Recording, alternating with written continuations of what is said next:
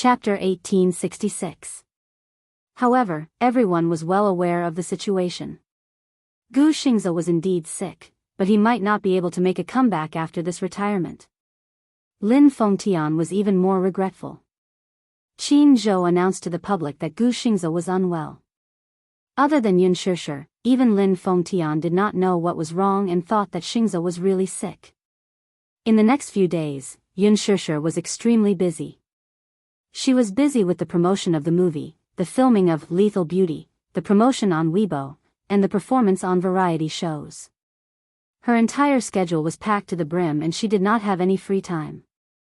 After becoming famous, she could not adapt to the huge workload that came with it. It turned out that becoming a celebrity, especially a celebrity who became famous overnight, was actually such a tiring thing. A moment ago, she was still sleepy and in a daze. The next second, she was brought to the dressing room. After a lot of trouble, she appeared in front of the camera beautifully and cooperated with the media's interview with a smile on her face.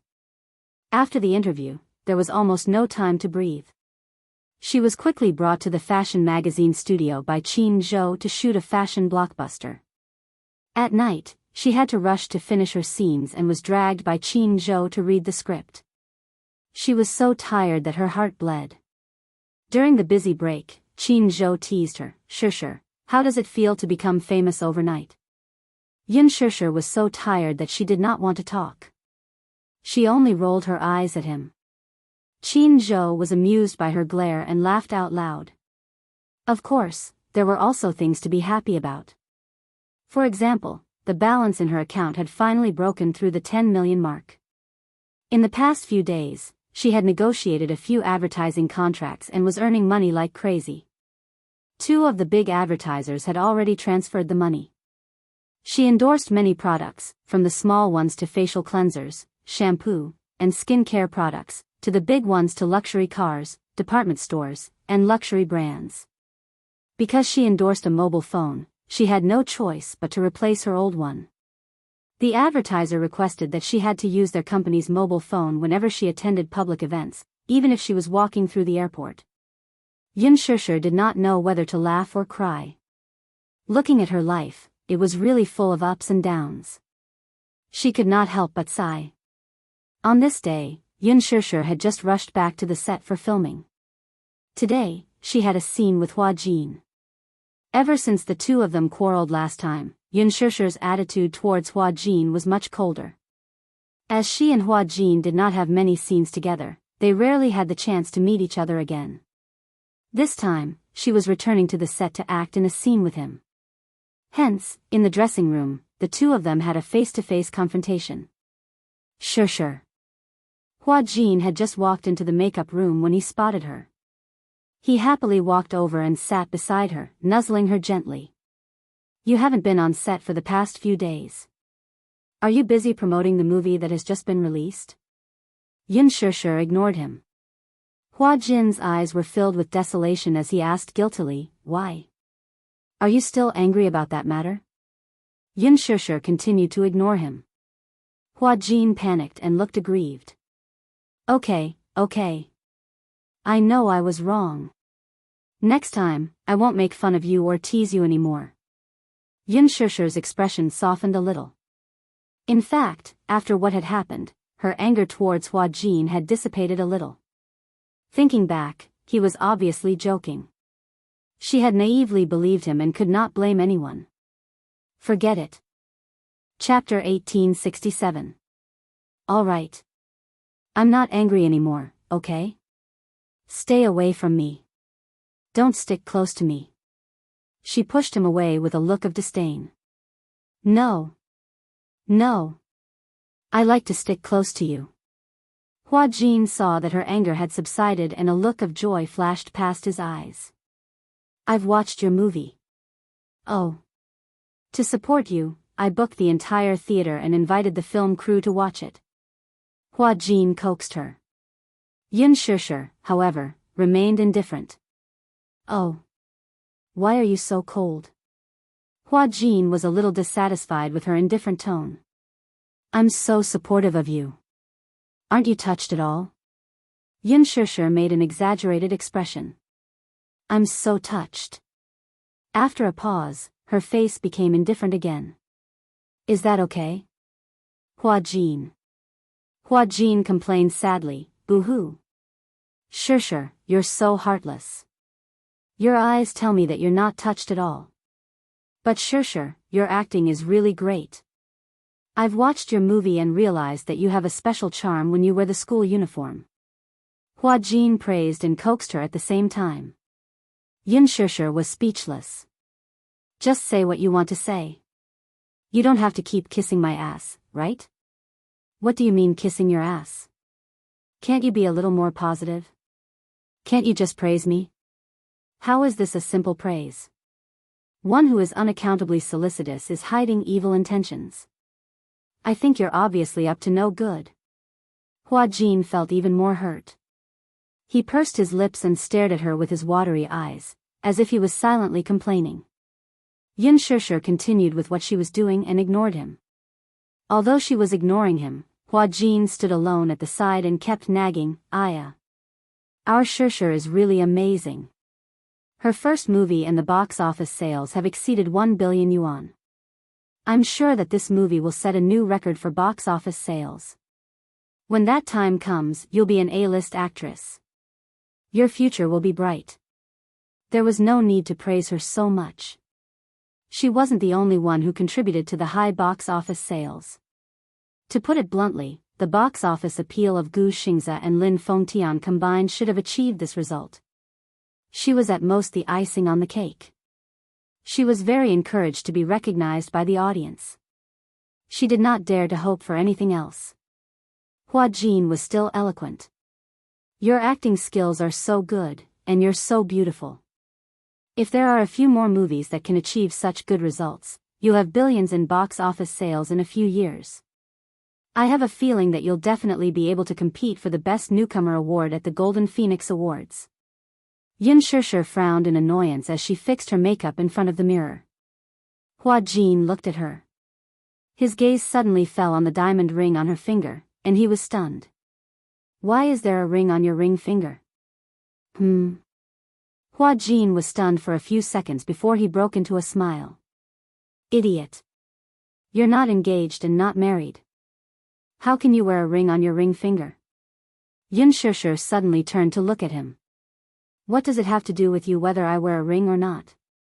Hua Jin felt even more wronged. I'm just concerned about you. As he said this, he reached out to grab her hand. You can't wear a ring carelessly.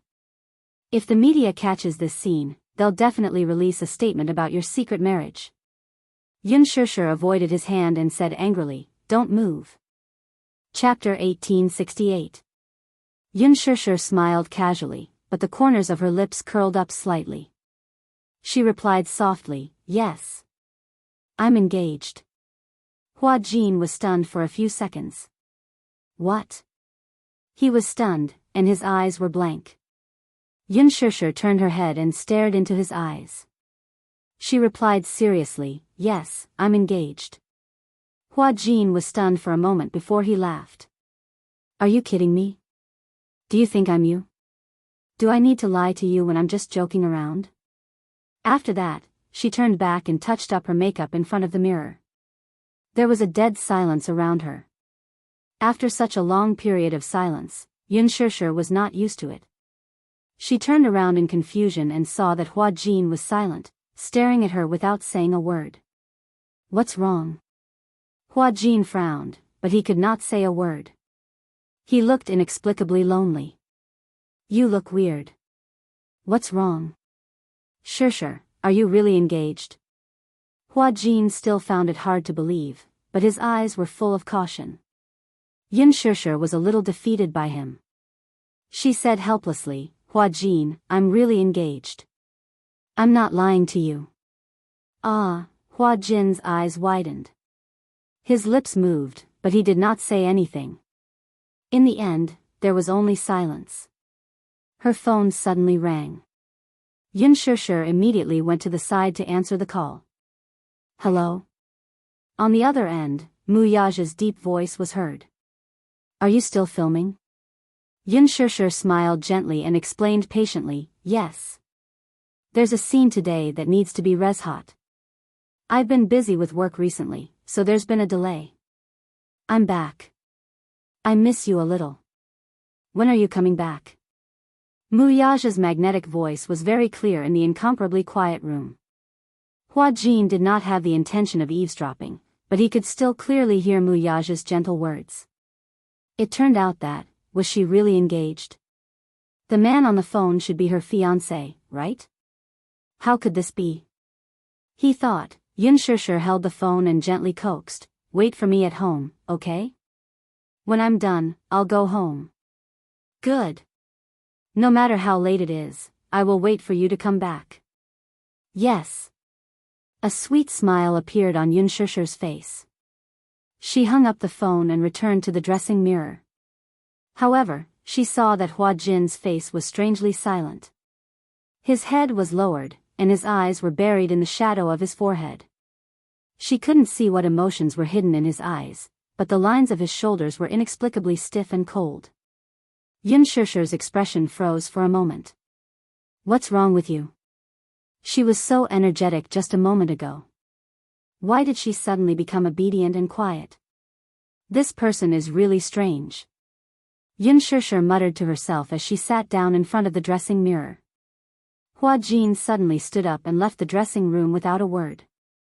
She stared blankly at his back view as he left and muttered, "Weirdo." At night, when they were rushing to finish the night work, it was already 10 at night. The weather was at its coldest. Yun Shishir could not stand the temperature of a few degrees below zero at night in the north. On the set, she tiredly wrapped herself in a military coat. There were a few times when she dozed off and almost fell asleep. Hua Jin sat beside her, but he was still strangely silent and did not make a sound.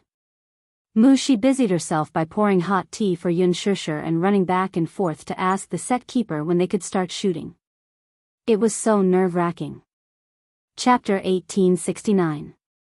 Yun Shishir, who was wearing a thin costume, was shivering from the cold even though she was wrapped in a military coat. Her assistant ran back and stomped her feet in anger. "Shishir, you won't be able to do it for the time being. Lin Ji is such a disappointment, she actually got stuck during filming. Director Gu is scolding her, but no one dares to say a word. If we wait for her to finish, who knows how long it'll take. Why don't you go back to the dressing room to hide from the wind? It's cold at night, don't catch a cold." "No need." Yun Shishir shook her head with a cup of water in her hand. "Filming is over. If it's my turn and I can't be found, Director Gu will fly into a rage again." Her assistant was both angry and distressed. "Still, the weather is so cold.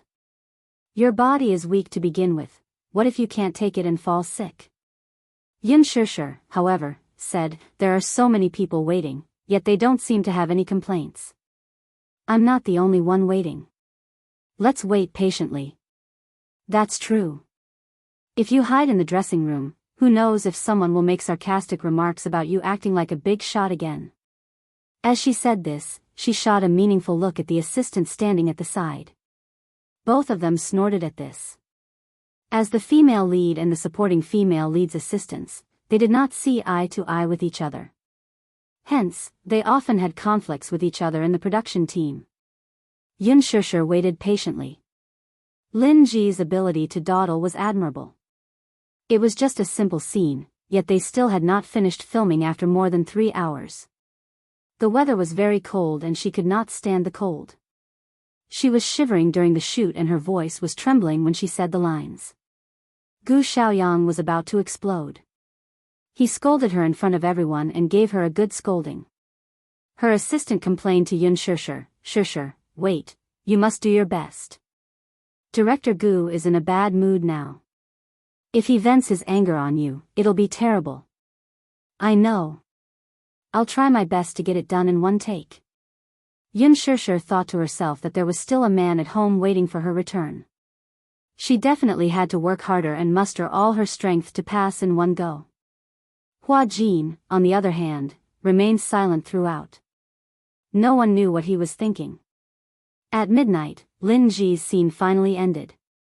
When she returned, she was wrapped in a military coat and her nose was red from the cold. Her assistant escorted her back to the lounge. She snickered at the side. Look at how cold she is. Her nose is about to fall off from the cold. She. Don't talk nonsense. Hee, all right. The scriptwriter rushed over to remind them, everyone, get ready for the next scene. We'll be filming in 10 minutes. Got it, thank you. Yunshusher said. The stage keeper smiled and hurriedly went to inform the group of extras.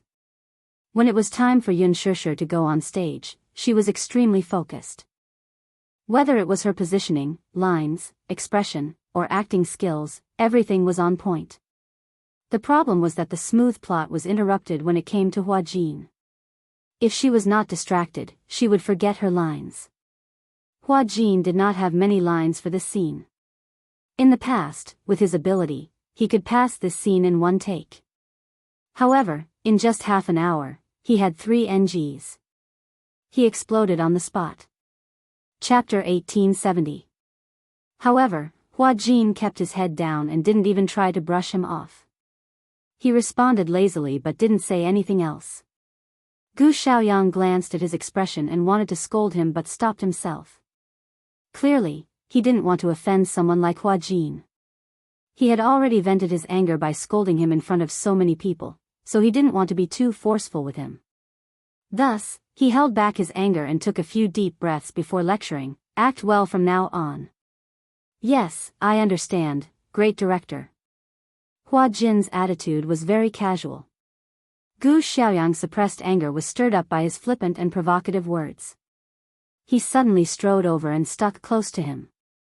Looking at him, he gritted his teeth and said in a voice that only the two of them could hear, "Don't think that just because you have a strong background, you can be so arrogant in front of the crew. Huajin, you were able to get into this crew because you have someone supporting you, but I don't want to be bullied by you. Act well. If you don't want to act, then get lost." "I won't get lost." Huajin smiled mischievously and blew out a breath at him. "If you're so capable, why don't you kick me out of the crew?" "Director Gu." "You." Gu Xiaoyang clenched his fists in exasperation. After enduring for a while, he suddenly stormed off. Yunshusher stared blankly at the sudden scene in front of her. She was a little confused. Then, she looked at Huajin who was standing there arrogantly, looking as though he wasn't convinced. His handsome brows were slightly furrowed, and he was obviously making things difficult for Gu Xiaoyang on purpose. She walked over and asked patiently, "Huajin, can you act well?" The moment Yunshusher spoke, Huajin's tone inexplicably softened. He smiled and said, "I'm acting well." Is this the result of acting well? There are problems everywhere, be it your positioning or your lines. It's just a few lines. How many NGs have you had? Huajin pouted and said unhappily, "I'm not in a good condition. I gave you so much time to adjust your condition, and now you're telling me that you're not in a good condition? Don't you think it's too perfunctory?" Everyone looked over curiously. Seeing that Yunshusher actually spoke to Huajin in such a tone, everyone was stunned. Everyone in the production team knew that Huajin had a strong backer. Hence, he was rather arrogant in the production team and no one dared to offend him. Even the strong-willed Gu Xiaoyang had to lower his status when speaking to him. But Yunshusher dared to speak to him like that in public. Everyone secretly sighed in their hearts. What great courage! Huajin did not say anything. However, Yunshusher did not stop criticizing him. "Please put more effort into your acting. This is not the first time this has happened." Everyone was tired, especially Director Gu. He had been filming for the whole day. Couldn't he be a little more considerate? Is there a need to drag everyone down and suffer with you on such a cold night? Huajin only said one sentence, "I'm not happy." Not happy? Yunshusher was so angry that she laughed. If you're not happy, you want everyone to suffer with you? Huajin, aren't you a little too selfish? Huajin stared at her, dumbfounded. Then, he suddenly said in an extremely strange tone, "Shusher, are you in a hurry to go home after filming?" What? Chapter 1871. Hua Jin's tone was very strange. It vaguely gave off a feeling of jealousy. Yun Shishir did not understand why he would say such strange things and smiled coldly. Everyone wants to finish filming as soon as possible and go home to accompany their families. Hua Jin's eyes were filled with loneliness, but he laughed at himself. That's great. Someone is waiting for you to come home, but I'm not. There was envy and disappointment in his eyes. Yun Shishir, Hua Jin lowered his head and compromised. Okay, I'll do my best and try to pass it in one take. I won't take up your time. The following scenes were surprisingly smooth. Basically, all the scenes were completed in one take. When Hua Jin was serious, his ability was jaw-dropping. Be it the emotion in his eyes or the dramatic tension in his expression, they were flawless. Everyone predicted that Hua Jin would definitely become the second Gu Xingze. He had such ability and talent. After the scenes were over, Hua Jin still had to stay behind to finish the night work. Yun Shishir finished her scenes and hurried home. On the way back, Mushi carefully asked while driving, Shishir, do you feel that Hua Jin has an inexplicable dependence on you? I feel that he seems to like you a lot. Of course. It's not the kind of love between a man and a woman. I keep feeling that he's a lonely person, so he's like a younger brother relying on his older sister. Mushi said truthfully. At the mention of Hua Jin, Yun Shishir felt a headache. Don't worry about him. What's wrong? This person is really a weirdo. His temper is weird, and so is his personality. Mushi was stunned for a moment before she smiled and said, actually, I think that Hua Jin is quite a good person. Why do you say that? In the past, when I didn't interact with Hua Jin, I felt quite afraid of this person. It's said that Hua Jin's backer is not ordinary. The backer behind him is mysterious and powerful. Back when Hua Jin joined the cast of Lethal Beauty, you don't know how many young hunks were fighting for his role. A IP drama like Lethal Beauty is bound to set off a craze once it's broadcasted. Moreover, the male lead's character is quite likable and has many loyal fans. Basically, as long as one gets this role, it's guaranteed to be a hit. However, with so many people vying for the role, all it took was a few words from Hua Jin, and the role was decided for him. Don't you think it's scary? Yun Shishir was silent. Also, I heard some insider's news. She suddenly asked mysteriously, do you know Li Jiuxian? Yes. Back then, in order to be able to act in this drama, he even slept with the producer. In the end, it was Hua Jin who won it. Li Jiuxian is about to vomit blood from anger. Yun Shishir was surprised. If I remember correctly, the producer of Lethal Beauty is a middle-aged uncle, so what? Mushi did not think much of it and was clearly used to it. This industry is very chaotic. That producer is gay. Although Li Jiuxian isn't, he's willing to go all out for this role. What's a few nights of sleeping with someone if he can get a gold medal role? Yun Shishir was flustered for a moment before she muttered to herself, the rich and powerful circle is really messy. Chapter 1872. Actually, that producer wanted to hook up with Hua Jin. However, Hua Jin has a strong backer. Even if he's eyeing him covetously, he doesn't have the guts to do it. Is Hua Jin so popular the moment he debuted? Mushi shook her head. Nope. She continued, Hua Jin only became popular in the past 2 years. Because he has a sugar daddy, his status naturally rose. Before this, he was a money boy. Yun Shishir was confused. What does a money boy mean? Mushi's lips twitched. You don't even know what a money boy means? Emichim. I don't understand. The red light at the intersection lit up. Mushi stopped in her tracks and turned to look at her. Under the dim light, her expression seemed a little blurred. In ancient times, money boys were also known as male prostitutes. Now, you can think of them as male toys of some rich people. Yun Shishir was shocked. She suddenly recalled what Hua Jin had said to her. I entered this industry because I was sold by my father when I was very young. Could it be, his background wasn't a joke? It was real? While she was in a daze, Mushi continued to explain in her ear, Huajin used to be a famous male toy. In the beginning, he was a lowly man who accompanied customers in bars to drink. Later, he was bought by the boss of a management company and kept as a mistress for a few years. At that time, Huajin was not famous yet. Although he was young, he was handsome and youthful. Many bosses liked this type of man, so he was considered a hot commodity and had been booked by many sugar daddies. Later, the boss of the management company saw that he was handsome and had a good face shape, so he gave him a stage name and tried to promote him as an artist. Who would have thought that after acting in a period drama, it would become so popular? He had also leaped up the ranks and became a popular actor in period dramas. Later, he was taken over by an even more powerful sugar daddy. He's really depraved, Yun Shusher said in disgust. Mushi shook her head and sighed. Her. Shusher, what you're saying is wrong. In this industry, there are many times when you can't do as you wish. It's not like being kept or being depraved. Sometimes, even if you're unwilling, you have no choice but to submit in this world where the strong preys on the weak. Who would be willing to sell their body?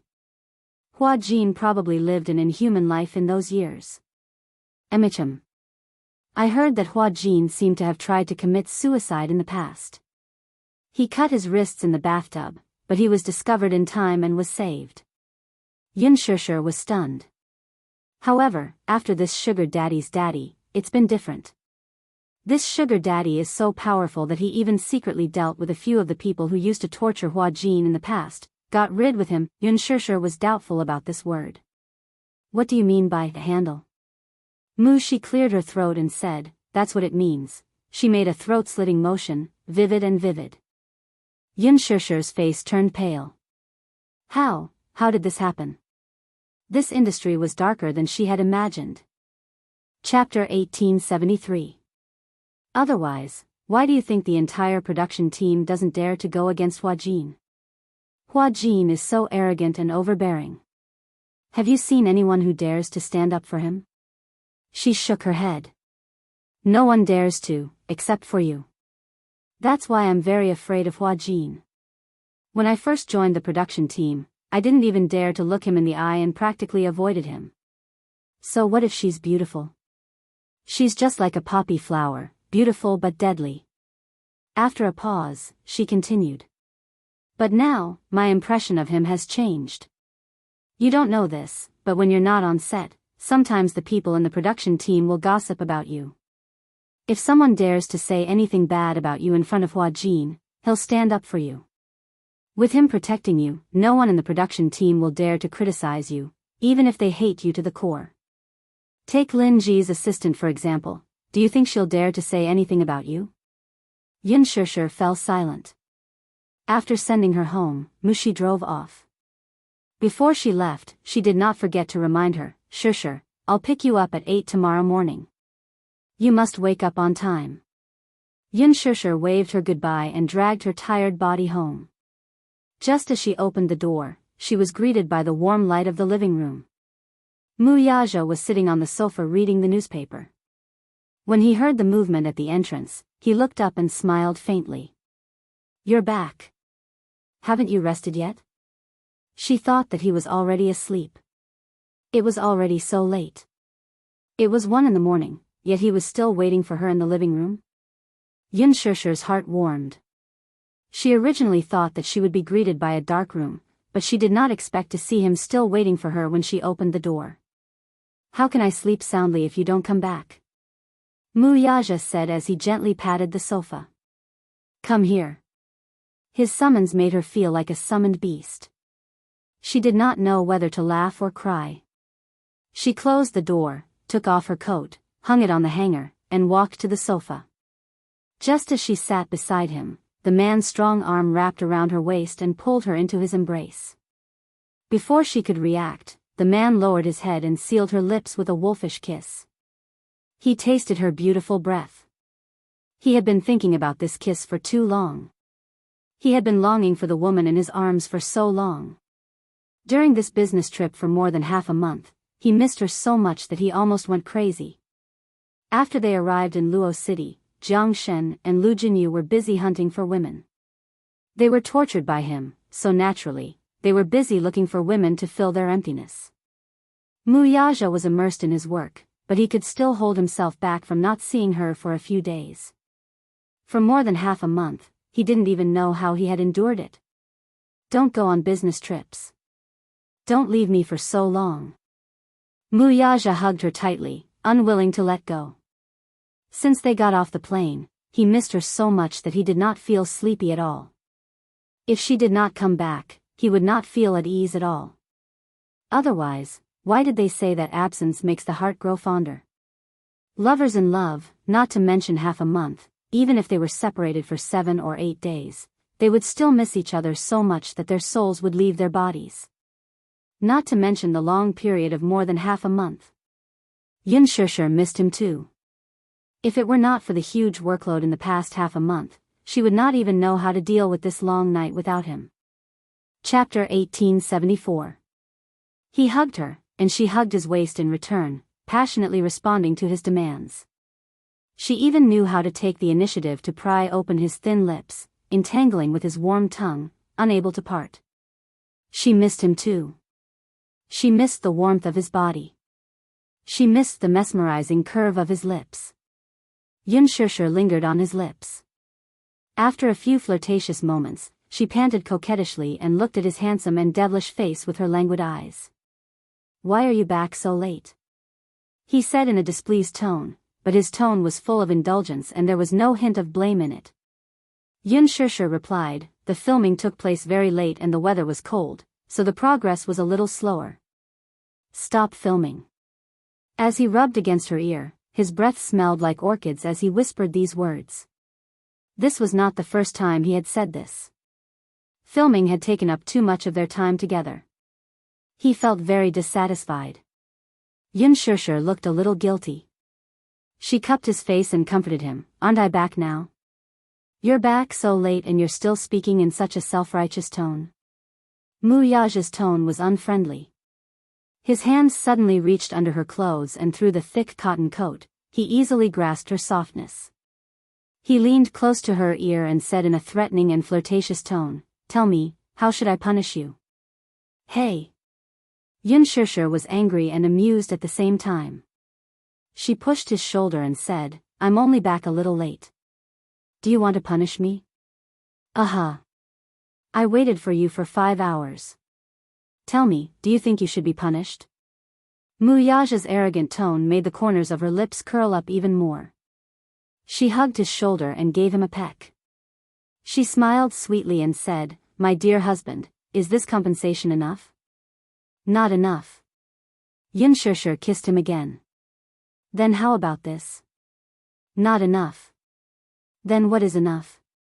Mu Yaja sucked on her cheeks reluctantly and kissed her deeply. He persevered in exploring the sweetness between her lips. However, at this moment, only a kacha sound could be heard. The bedroom door was opened. Mu Yaja was the first to react. He looked up and saw Yu Yu in his pajamas suddenly appearing at the end of the corridor. He looked at the intimate scene in the living room and was tongue-tied for a moment. There was a look of uneasiness on his little face. He stood there uneasily and wanted to retreat silently. However, when he saw Mu Yaja's gaze on him, he could not move his feet for a moment. Ugh! D****. Yu Yu helplessly covered his face. He was clearly speechless. What a coincidence, he actually caught his daddy and mommy being lovey-dovey again. How awkward. And this was not to mention, to God Tao as it telepathy? As long as daddy and mommy were being intimate, he would always appear coincidentally. He to Momo, you to mommy and daddy to mommy. To mommy to mommy to mommy to mommy and mommy and to momto YY to daddy and daddy to mommy and momly to mommy and to momus. Would daddy think that it was premeditated? To daddy on purpose? He was innocent. He was not going to take the blame. Yu Yu could not hide the awkwardness on his face. Yun Shishir turned her gaze and saw Yu Yu standing there looking tired and embarrassed. She immediately wanted to get up and push Mu Yaja away. However, the next second, Mu Yaja pulled her into his arms domineeringly. Chapter 1875. Yu Yu cleared his throat and pretended to rub his sleepy eyes innocently. He said righteously, "I'm thirsty, so I want to get some hot water to drink."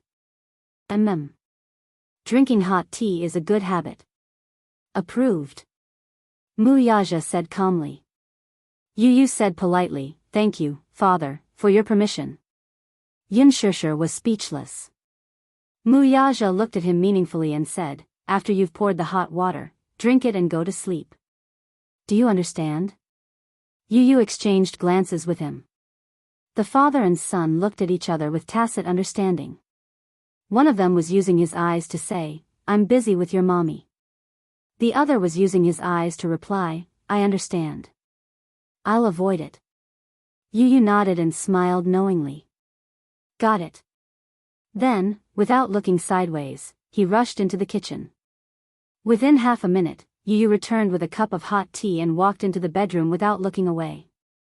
Yun Shishir was dumbfounded. Mu Yaja kissed her as a form of consolation. "Let's continue." Just as he said that, they heard a cough. The two of them turned around and saw Yu Yu's little head popping out from behind the wall. Then, he reminded them kindly, "It's cold at night. Daddy and Mommy should rest early too. Remember to strike a balance between work and rest." With that, he turned around and ran back into the room, slamming the door shut. Mu Yaja was speechless. Yun Shishir was speechless. This little clown. Mu Yaja smiled, but he was annoyed in his heart. Then, he carried Yun Shishir in his arms and strode into the bedroom. After entering the room, the man's ambition seemed to need no more concealment. He held her in his arms and led her small hand to his waist. Yun Shishir's face burned the moment she touched it. The man's urgency made it clear that he no longer had any patience. He was no longer willing to exchange pleasantries and wanted to get straight to the point. She wanted to dodge, but he was too strong and refused to let go of her hand. That place was already eyeing her covetously, causing her face to blush even more and her heart to beat faster. It was as if she had been dyed with top-grade rouge, causing her to be charming and moving. "What? You should like it very much." In his passion, the man bit her earlobe and said extremely heart-stopping words. Her face grew redder and redder, and she said shyly, "You, don't talk nonsense. Isn't it?" The man smiled evilly. The more shy she was, the more he wanted to take possession of her beauty. So, he threw her on the bed, the tip of their noses touching, while pecking her lips, and skillfully unbuttoning her clothes. "Just now, you also showed an impatient look. Why are you so reserved now? It's rare for you to take the initiative. I like it very much." His smile was devilishly charming. His originally cold lips, because of the lingering kiss with her, were slightly warm. When his lips touched her beautiful shoulders and neck, they left dark red marks. Looking at the seductive look in his eyes, Yun Shishir hummed for a long time, but she couldn't say anything decent. She really did desire him. Chapter 1876.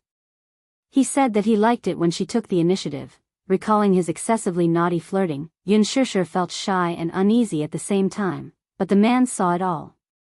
He grabbed her chin and wrapped his arms around her waist, forcing her to completely match his body. "Do you know?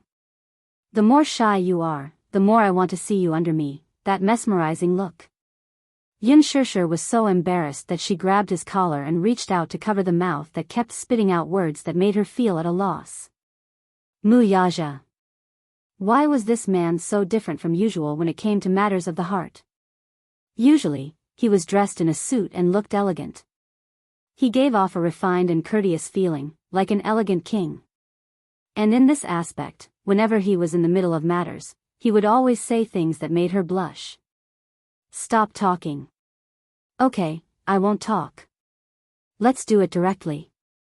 As he murmured, he directly covered her small mouth that wanted to say something. His scorching hot breath brushed against her cheeks and neck. Finally, he invaded her small mouth and tasted her sweet and enchanting breath. She was forced to float under him. His increasingly violent attacks made her feel like a small boat in the middle of a raging storm, bobbing up and down on the sea. So sweet. He bit her earlobe and said wickedly. He grabbed her little hand that was resisting and attacked even more ferociously. The long night was beautiful and enchanting. In the midst of the man's indulgent panting, he finally vented all of it. He possessed her until she couldn't take it anymore. She cried and shouted that she didn't want it anymore. Then, he hugged her waist and was willing to stop. In the midst of it, there was a moment in his mind when he thought of just giving it to her. This little thing was really like a poison. Even so, he still couldn't control himself and fell into it, drinking poison to quench his thirst. After they finished, Yunshusher nestled in his arms. She was so exhausted that she couldn't even lift her eyelids. If she moved a little, her waist would let out a tragic cry. It was as if she had just experienced a war. She felt that her whole body was about to fall apart. She was so useless. She had really worked hard to train herself, but she still couldn't handle the man's overly strong physical strength. He supported her body and lowered his head, taking in her beautiful and seductive posture. If this little thing was in ancient times, she would be a demoness that could bring disaster to the country. Even the most clear-headed monarch wouldn't be able to control himself in front of such a stunner. With such a stunner, how would he have the mood to worry about the state affairs? When he thought of it, he felt that he was a little like a fatuous monarch in ancient times who was obsessed with beauties. Muyaja smiled playfully and hugged her tightly, eliciting a soft gasp from her. What's wrong? My waist is a little bit. Why is it? She laughed in exasperation. You're still asking me? You're really? The man murmured, but his hands were very gentle, and he began to knead for her. Yunshusher dodged as if she had been electrocuted. Hey! Why are you like this? Alright, I won't tease you anymore. Chapter 1877. Although he was not a professional, his technique was especially gentle. Under his kneading, Yunshusher let out a comfortable moan and her body relaxed a lot. Muyaja was angry and amused at the same time. How could this woman be so delicate? However, the more delicate she was, the more he wanted to dote on her. After giving her a massage, he carried her to the shower room and cleaned up the two of them, who were sweating profusely from the shower. Feeling refreshed, he carried her into bed, turned on the heater, and fell asleep with her in his arms. It was a dreamless night until the sun rose. Mushi called to wake her up. When Yunshusher woke up, the sky outside the window was dark. In winter, the sun woke up later. At 7:00, the sky had just turned bright. The weather in the morning was very cold. She struggled with herself for a long time before she was willing to get out of the warm bed. At this time, a certain man was still immersed in his sleep. He hugged her domineeringly. His strong arms were like a pair of shackles that were difficult to break free from. She was in a hurry to get out of bed and freshen up, but she also had to be careful not to wake him up. After a lot of effort, she finally freed herself from his arms. She changed her clothes and walked into the bathroom. After washing up, she was ready to go out. Just as she opened the door, the man was sensitively alerted. Yunshusher turned around and saw that the man's eyes were slightly open. Where are you going? The man's extremely hoarse voice sounded softly. Yunshusher chuckled and walked to the bed. She squatted down and gently covered his forehead. Wifey is going to work. Darling, sleep a little more. So early? Muyaja was a little dissatisfied. He woke up from his sleepiness and covered the back of her hand. There was a dangerous look in his eyes. Why are you going to work so early? I have to rush for an event. My schedule is quite full today, so I might be a little late when I come back. Muyaja narrowed his eyes. Qin Zhou, that D*MN vampire. This little thing's body was so weak, yet he could not bear to torture her. Yet, he made her schedule so full. Courting death. I heard that the movie you starred in did well at the box office. Yes. That's why I received a lot of notices. He had already signed several contracts. Mu Yaja's gaze became increasingly dangerous. This Qin Zhou really deserved to die. Could it be that he turned a deaf ear to his words? Taking advantage of his absence, he arranged such a full schedule for his woman. Yun Shishir didn't know what he was thinking. After being affectionate with him for a while, she hurriedly went out. As soon as she left, Mu Yaja picked up his phone and called Qin Zhou. Qin Zhou had just woken up, too. As soon as the call connected, Mu Yaja's voice, which was laced with anger, came through. You've arranged so many jobs for my woman, and she's always back in the middle of the night. Have you considered my feelings when you make her so busy? Qin Zhou woke up immediately. It was early in the morning, and the big boss was really full of resentment. Mu Yaja snorted coldly. It seems that you've turned a deaf ear to my words. I've already made the arrangements. Although Shishir is busy now, I've already informed the crew that she can leave after filming. There's no need for her to stay on set. It was already 1:00 when she came back yesterday. Chapter 1878. His infuriating tone made it easy for a man without a family to speak without feeling any pain. Mu Yaja was even more displeased. I don't like it when she leaves early and returns late. It's so tiring. As for the rest, you can do as you deem fit. I'll see how you perform. Without giving him a chance to explain further, he hung up the call. Qin Zhou stared at the phone screen with his mouth agape. His whole person was in a mess. What is this? What a domineering CEO. He muttered and looked at the time. It was past 8 in the morning, which was indeed very early. The weather was still very cold at this time. No wonder this big boss was angry. His heart must be aching to see his wife rushing to work early in the morning. He sighed and held his forehead. It seemed that the schedule had to be adjusted again. Yun Shishir had 2 jobs in the morning, so she rushed through them like a flying person. She bitterly grabbed a lunchbox and flew to the TV station to participate in a program recording. On the way, there was a traffic jam on the outer ring highway. Yun Shishir picked up her phone and prepared to watch the complete movie of The Green Apple. She did not have the chance to watch the movie after the post-production was completed, so she did not know how the overall effect of the movie was. Her assistant copied the movie to her phone, and while the traffic was busy, she watched it with relish. Romantic music, exquisite post-production rendering, thrilling plot, tear-jerking sadomasochistic love, Yun Shishir was engrossed in watching the video. She held the phone in her hands and was engrossed in it. It must be said that the effect was very different from what she had expected. Filming on the set was actually very boring. She had to read her lines and walk according to the script. She could not see her own expression at all, so the framework was rigid. In this aspect, Lin Fengtian was very strict. He had a good grasp of the movie, so in the script, be it her expression or lines, she had to act according to his design. She was almost like a worker, completing all the targets in an assembly line and completing the work. After filming, Yun Shishir's heart was pounding.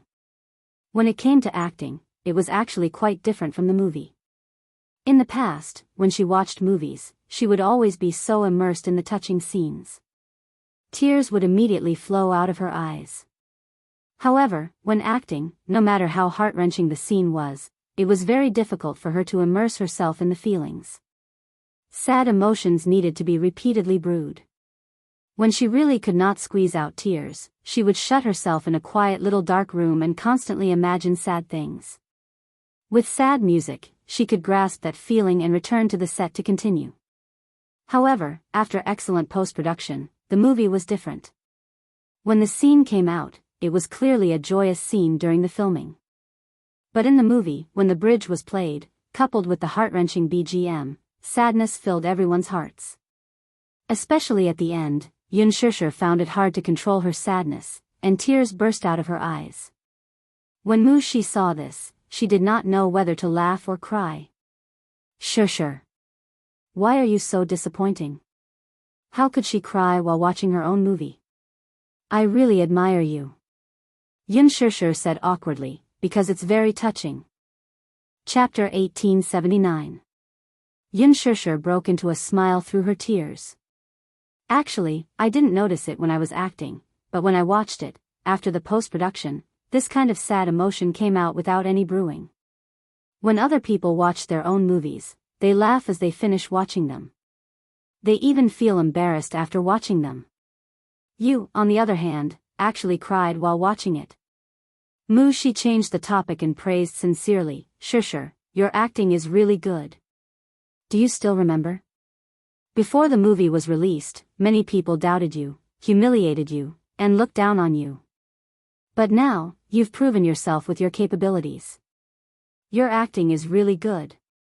In Shechuan's character has been vividly portrayed by you. Don't flatter me. I'm just speaking the truth. How can this be considered flattering? She smiled and then focused her energy again.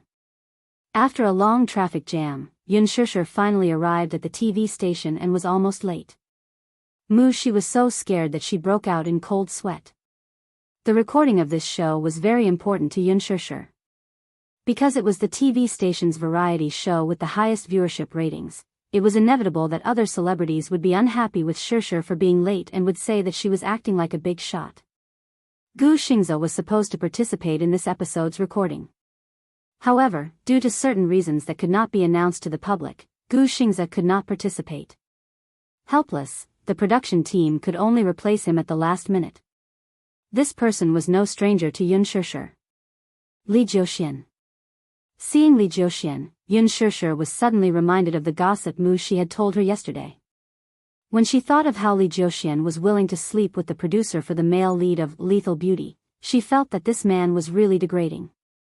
In the past, she thought that Li Jiuxian's looks were outstanding, his acting skills were not bad, and his temperament was gentle and elegant. She did not expect him to be so unrestrained in private. It was really hard to imagine. Shi's gossip really destroyed her worldview. What 9 dragons playing with pearls? What deep water bombs? The chaos in the industry had caused her to keep a distance from any celebrities. Hence, in the dressing room, the moment her assistant left, Yun Shishir heard the other senior staff gossiping about her. Sister Meng, the newcomers nowadays are all very arrogant. Look at him, he's just debuted and has only starred in 1 movie. He's already so arrogant. She's the Phoenix girl that director Lin personally appointed. She comes from a high family. How can she be the same as us? So what if you're Lady Phoenix? She just debuted and she's already so proud of being the female lead. It's obvious that she's looking down on us small C-listers. Haha. People who became popular overnight were indeed different. However, who knew how she got the role of the female lead? It's not easy to be the Phoenix girl. She just debuted and already has such good resources. After that, those people deliberately lowered their voices and whispered to each other. Yun Shishir couldn't hear them clearly. However, even if he didn't hear it clearly, it wasn't hard to imagine how unpleasant those words were. She couldn't be bothered. Chapter 1880. She did not even need to think to know who these people were talking about. She coldly snorted and sarcastically said, "Why, are you jealous of our Shishir?" The few celebrities turned around and, upon seeing that it was her, sneered at one another. What? What has it got to do with you? It's a cat catching a mouse. Shishir is our artist. If I don't care about you guys gossiping about her behind her back, who will? Crazy. Forget it. Sister Meng, ignore them. We've hit the nail on the head, so they're angry from embarrassment. She rolled her eyes, walked over, and slammed the teacup on the table with a loud bang. Her angry action shocked them all. What are you doing? You're jealous, aren't you? You're jealous that our Shishir got the female lead role right after her debut, that our Shishir proved her acting skills with her acting skills, and that our Shishir's movie broke the 1 billion yuan box office, aren't you? I'd like to ask who you're trying to annoy with your sarcastic words. Aren't you guys just bullying our Shishir for being good-tempered and letting you bully her? Her. Let me tell you, Shusher can act in director Lin's movie because she's capable. Wild chickens like you want to act in director Lin's movie and be the female lead? Do you even have the chance to cross that threshold? With your narrow horizons, don't embarrass yourselves here. The few celebrities could not take it anymore after being ridiculed by her. What are you doing? Are you a firecracker? You can go off at the slightest touch. Are you crazy? Are you trying to find trouble with us? Who's interested in finding trouble with has-been artists like you? She sneered. I just find you guys especially pitiful. Look at your faces, you're the typical example of sour grapes. You even said that our Shusher is pretending to be pure and innocent, but why don't you take a look at yourselves? Going to Korea for plastic surgery is more like an assembly line product. Look at your hyaluronic acid faces, do you think you can act it out? Don't think that you'll be famous just because you're in this industry now and have a sugar daddy. Acting still depends on your abilities. Her poisonous tongue was comparable to Chin Zhou's. His cunning and poisonous tongue made the faces of the few people turn white, making them feel embarrassed. One of the more experienced artistes suddenly jumped up from her seat and arrogantly walked in front of her.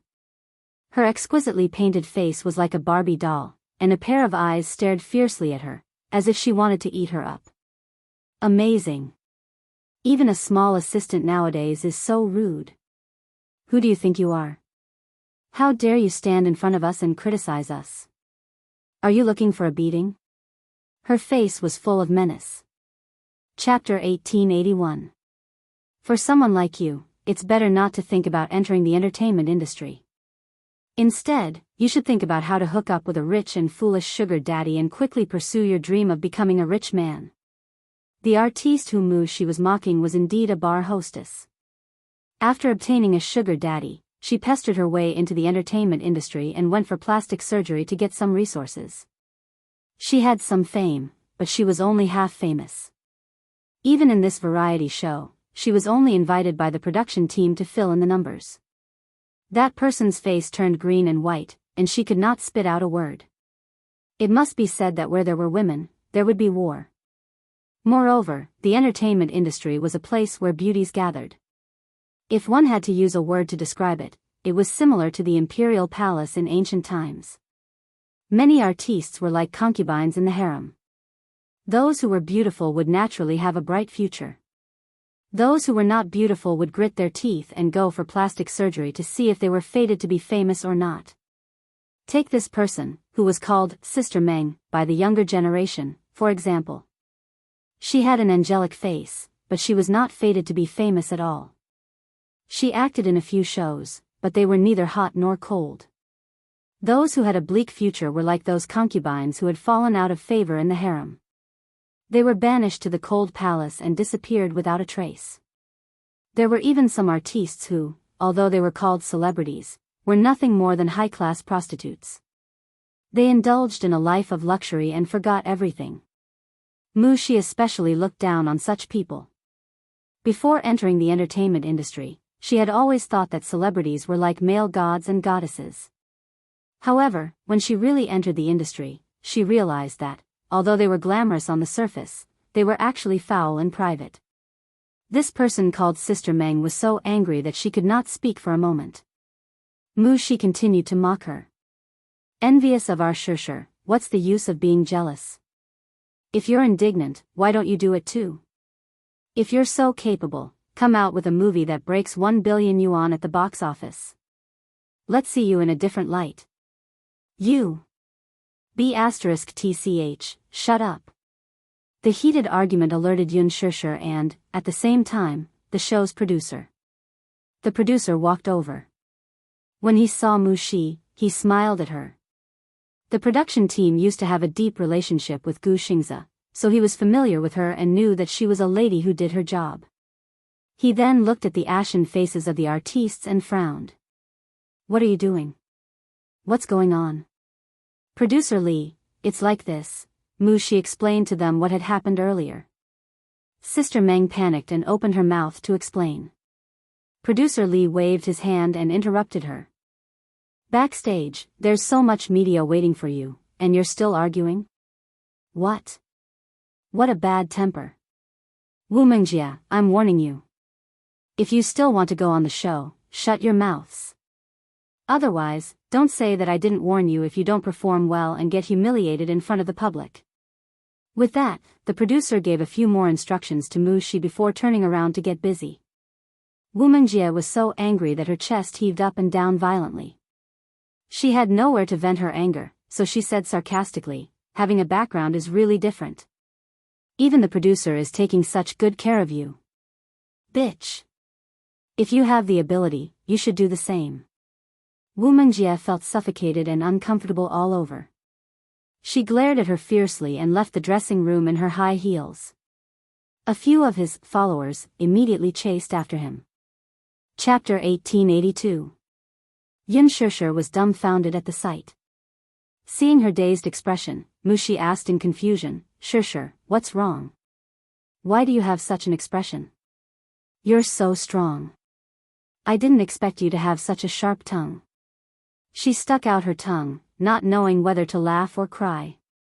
What? I've been with Qin Zhou for so long, so I naturally have to practice my glib tongue. Thank you for defending me, but there's no need to be calculative with these people.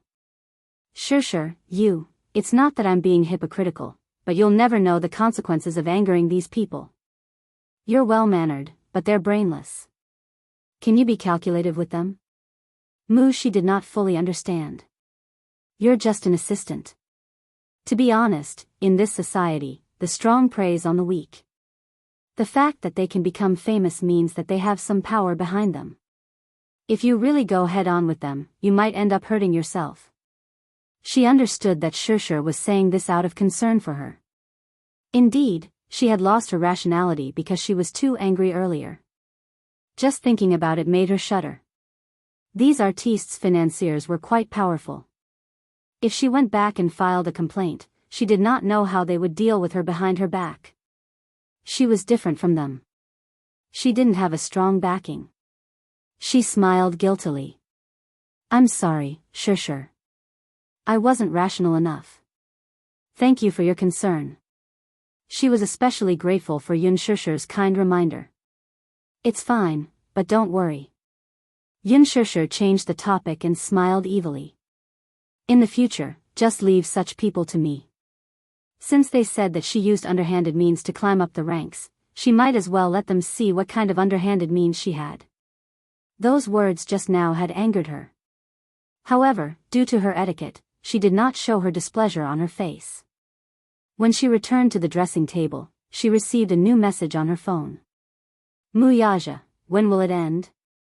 Yun Shishir replied, filming ends at 4 p.m. Half a minute later, a reply came. Which TV station? I'll pick you up. It was just a simple sentence, but it was filled with love and sweetness. Yun Shishir smiled and replied briskly, Yasin TV station. Generally speaking, a variety show's broadcast duration was only around 90 minutes, but in reality, the recording process was extremely long. After the 4-hour-long recording ended, Muyaja had already rushed to the underground parking lot and was waiting quietly. Yun Shishir appeared on time. After getting into the car, she hugged his shoulder and planted a kiss on his cheek. Hubby, you've worked hard. It was a warm nickname, but it was Muyaja. His thin lips couldn't help but curve into a doting arc. Are you hungry? He asked gently as he gazed at her face with watery eyes. Yun Shishir rubbed her deflated tummy and grumbled, Of course, I'm hungry. I just ate a little for lunch. What did you eat? Lunch. Yun Shishir had an indescribable look of resentment on her face. I took a few bites and rushed to the next trip. Why are you in such a hurry? You have to eat your fill for lunch. Because I'm afraid that I won't be able to make it in time for the recording. If you can't make it in time, let them wait. In the future, you're not allowed to work without a full meal. It's easy to get stomach problems from hunger.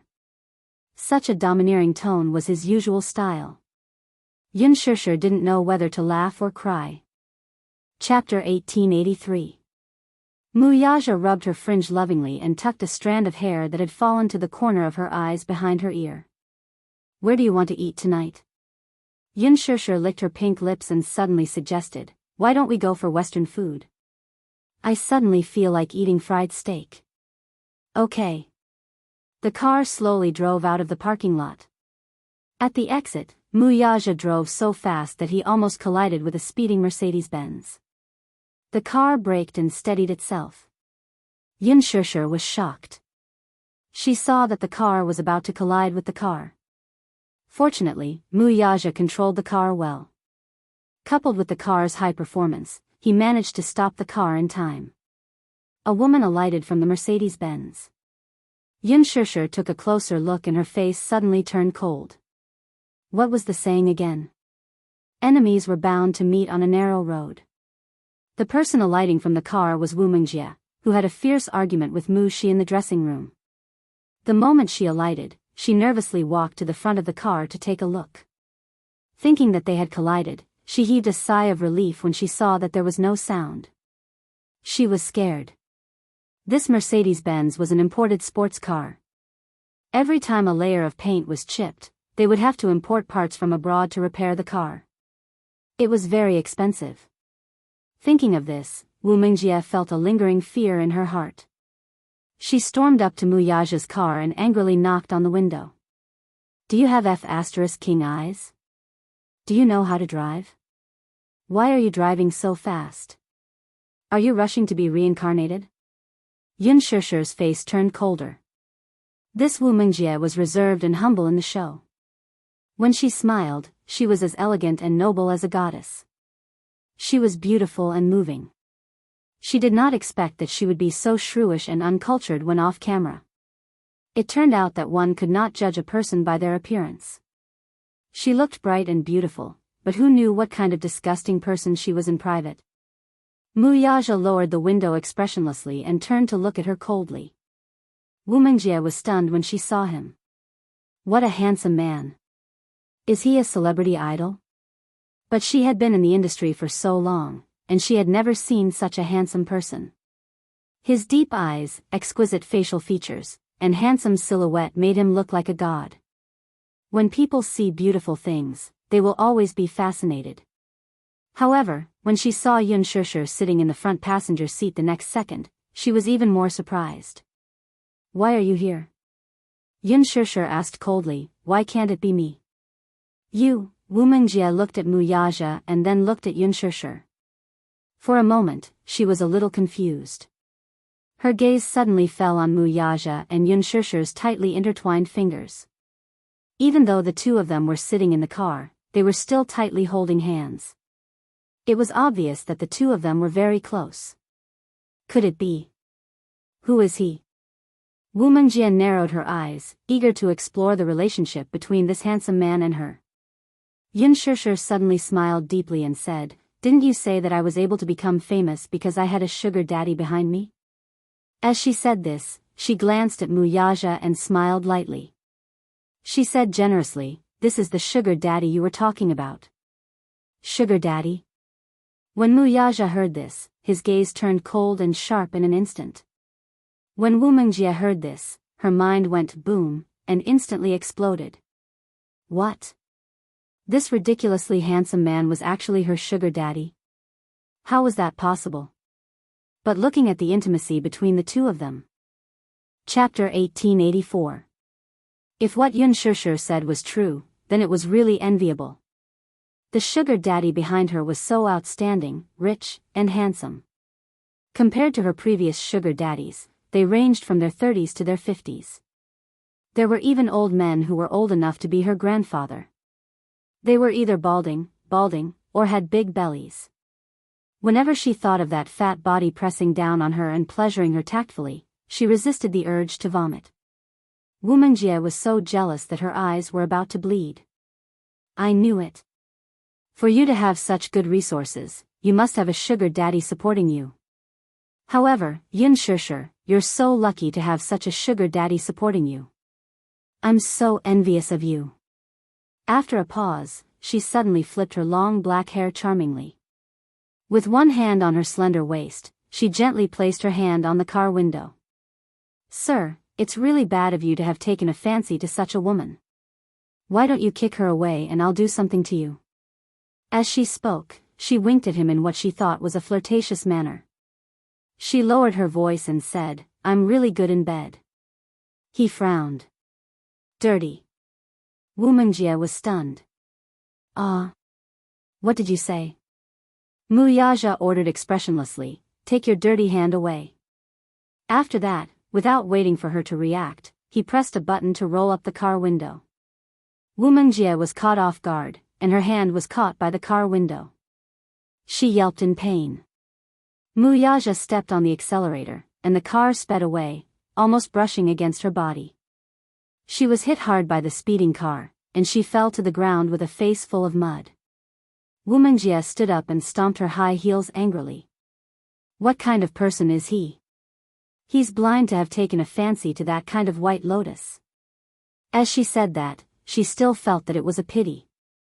If she could have such a handsome sugar daddy, she would wake up laughing in her dreams. Who was that woman just now? After the car drove out of the car park, Mu Yaja asked plainly.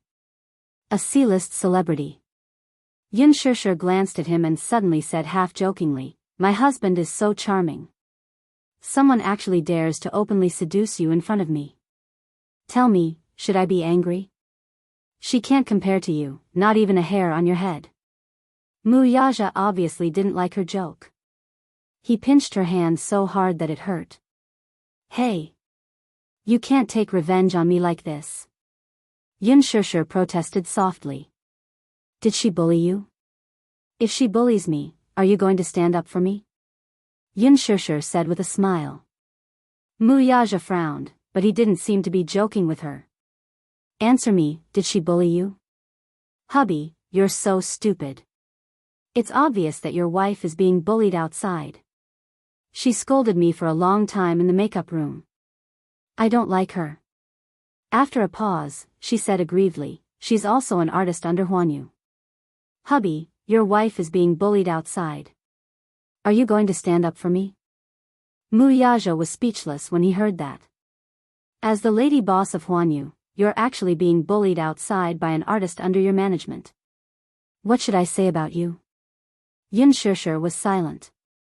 Since when was she the lady boss of Huanyu? Ah, that's right. Her husband was the big boss behind Huanyu. In that case, wouldn't she be the lady boss of Huanyu? =_===. Chapter 1885. Yun Shishir poked her fingers in embarrassment. Mu Yaja caressed her lowered head and snorted. She doesn't have eyes. I'll issue a blacklist order tomorrow to freeze her. Yun Shishir was amused by his protective attitude. She clapped her hands and cheered, hubby is mighty. How shameless. Yun Shishir suddenly clenched her fists and said, don't wait until tomorrow, let's do it tonight. I didn't want to be calculative with her, but this B*TCH actually seduced my hubby right in front of me. I can't take it until tomorrow. Mu Yaja, he suddenly smiled. All right. I'll blacklist her tonight. Even he himself didn't realize how much he indulged and doted on this little woman. Hubby is the best. All right, don't be unhappy. Let's go for dinner now. Okay. Yun Shishir nodded in joy. Her phone suddenly rang at this moment. She picked it up and glanced at the screen. It was a call from her father. When the call connected, she heard Yun Yeching's uneasy voice from the other end. Shishir, where are you now? Are you busy? Dad, I'm about to go for dinner. I just finished work. Come to the police station on Shifang Road now. His voice was extremely hoarse. Usually, when he heard that she had just finished work, he would ask about her well-being. No matter how important the matter was, he would ask her to have dinner first. However, today's Yun Yeching's tone was extremely urgent. Yun Shishir was stunned. Police station?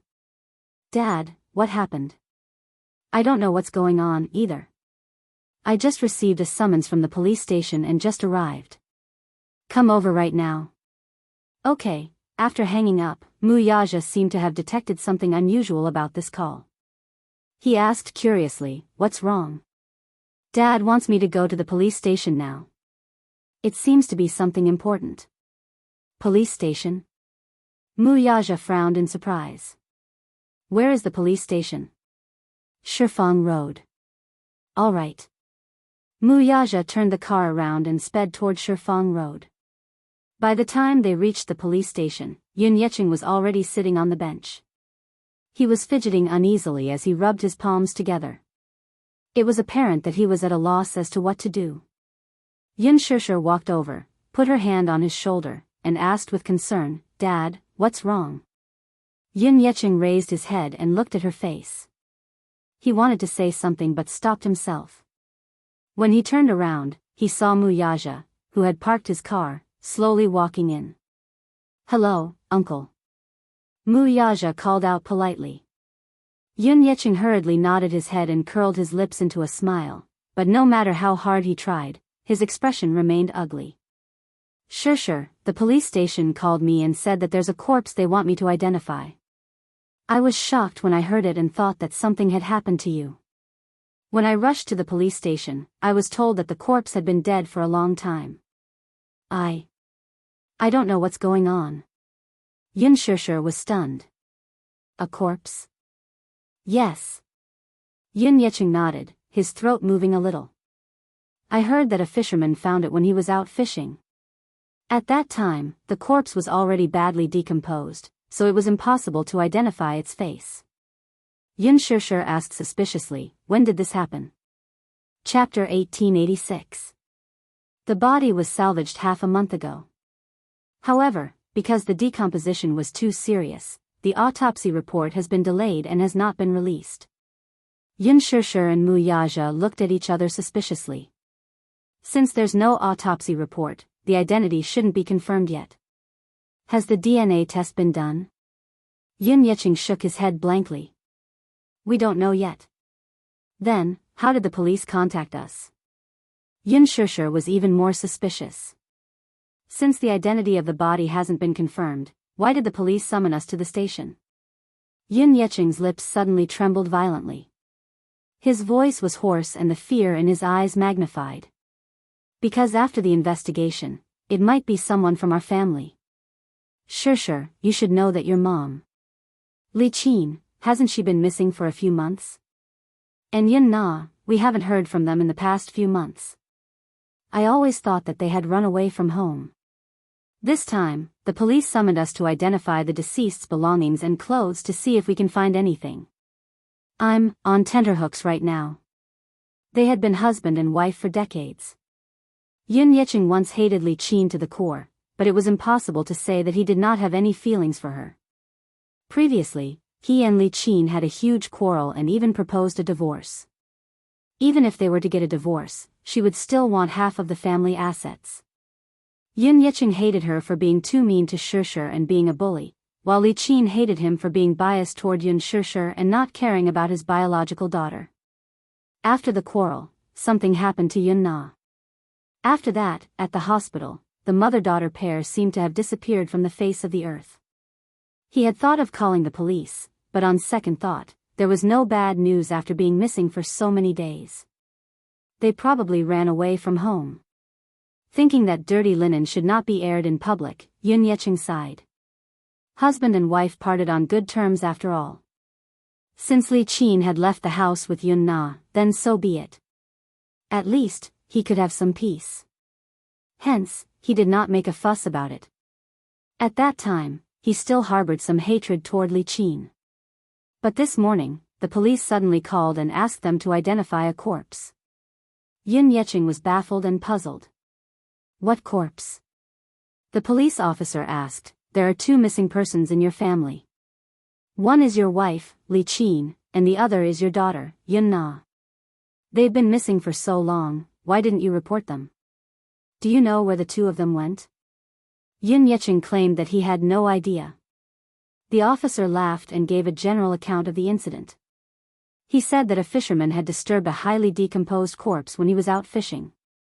He heard that the corpse was salvaged from the waters of East Harbor.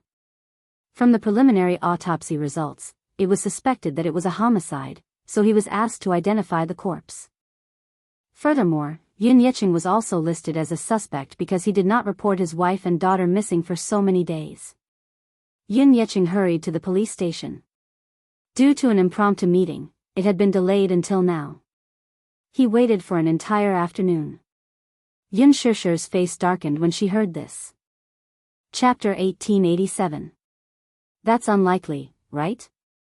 The more Yun Shishi listened, the more incredulous she felt. She shook her head and said, Mom and Yun Na have been missing for months. If they were killed, their bodies would have decomposed into white bones by now. How? I've mentioned this before, too. However, the police said that the time of death hasn't been confirmed yet. Furthermore, the body was salvaged from the sea with heavy rocks tied to it. The body was also severely deformed due to the strong water pressure. Therefore, the initial suspicion is that the body sank thousands of meters underwater.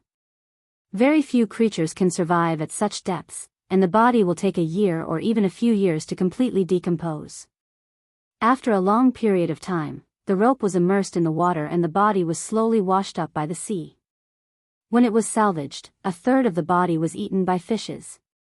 It was a horrible sight. Yun Shishi felt nauseous when she heard this. So, do we need to identify the body later? She asked. Yun Yecheng nodded solemnly. Yun Shishi sighed and sat down beside him. Mu Yaja glanced at the pale-faced Yun Yecheng and turned to pour him a cup of hot water. Uncle, drink some water. You don't look good. Yun Yecheng thanked him profusely, looking a little uneasy. Mu Yaja sat down beside him and patted his shoulder gently. Uncle, don't be nervous and don't think too much. Yun Yecheng shook his head helplessly. My mind is in a mess right now, so I'm not thinking too much. I'm just wondering who this body belongs to. Could it be Li Qin? Or Yun Na? Yun Yecheng's heart wrenched at the thought of this possibility.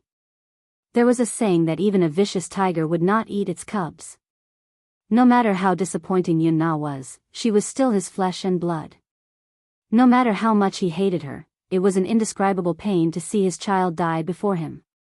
Yun Yecheng rubbed his hands and lowered his head without saying a word. He sat in his seat and appeared to be calm on the surface, but his heart was in turmoil. Memories of Yun Na's innocent and adorable childhood flashed through his mind, especially when she was just born.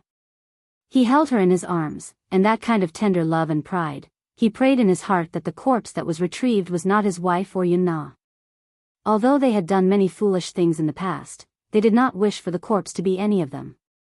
How could Yun Shishi not have mixed feelings? She thought that they had gone missing because they had left home without saying goodbye. Who would have thought that his whereabouts were unknown, and that he might have died in a bizarre manner? Was it fished up from the sea? Yun Yecheng suddenly raised his head and asked tentatively, Shishi, do you hope that the corpse is? I don't. She knew he wanted to ask that. But her answer was that she didn't want to. Yun Yecheng nodded and smiled in relief. I thought you hated her. Dad, hate is hate. But I'm not so cruel as to kill someone just because I hate them. Mu Yaja raised his hand to look at his watch. It had been an hour since they arrived, but the police still hadn't come out to greet them. The excessive neglect made him a little unhappy. Thus, he dialed a number and walked to the side to give a few instructions. Not long after, the police chief rushed over, looking travel-worn. Chapter 1888. Chairman Mu. How do you do? Why are you here? I'm truly ashamed of my lack of hospitality.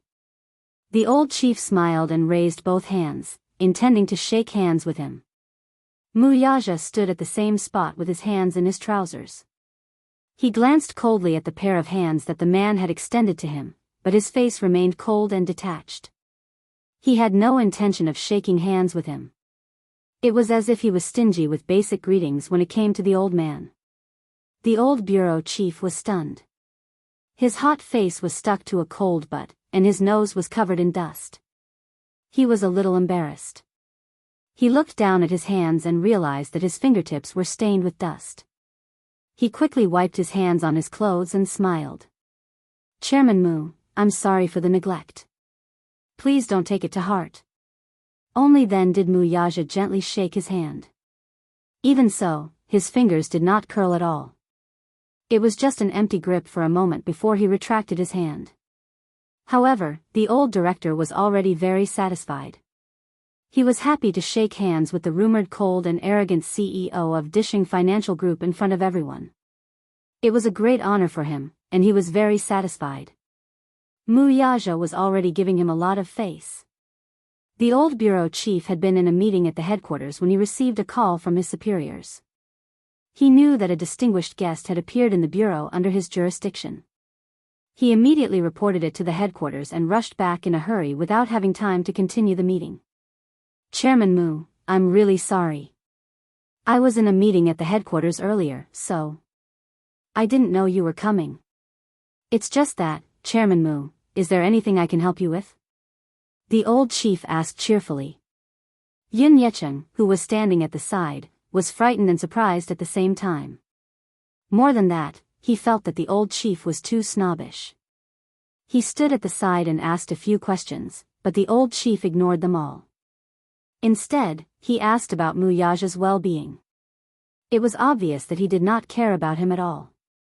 Muyaja interrupted the old chief's greetings. My father-in-law received a summons from the police station to come and identify the body. He has been waiting here for an entire afternoon, but no one has come to give him an explanation. Whether it's identifying the corpse or cooperating with the investigation, you haven't even gone through the normal procedures. How busy is your bureau?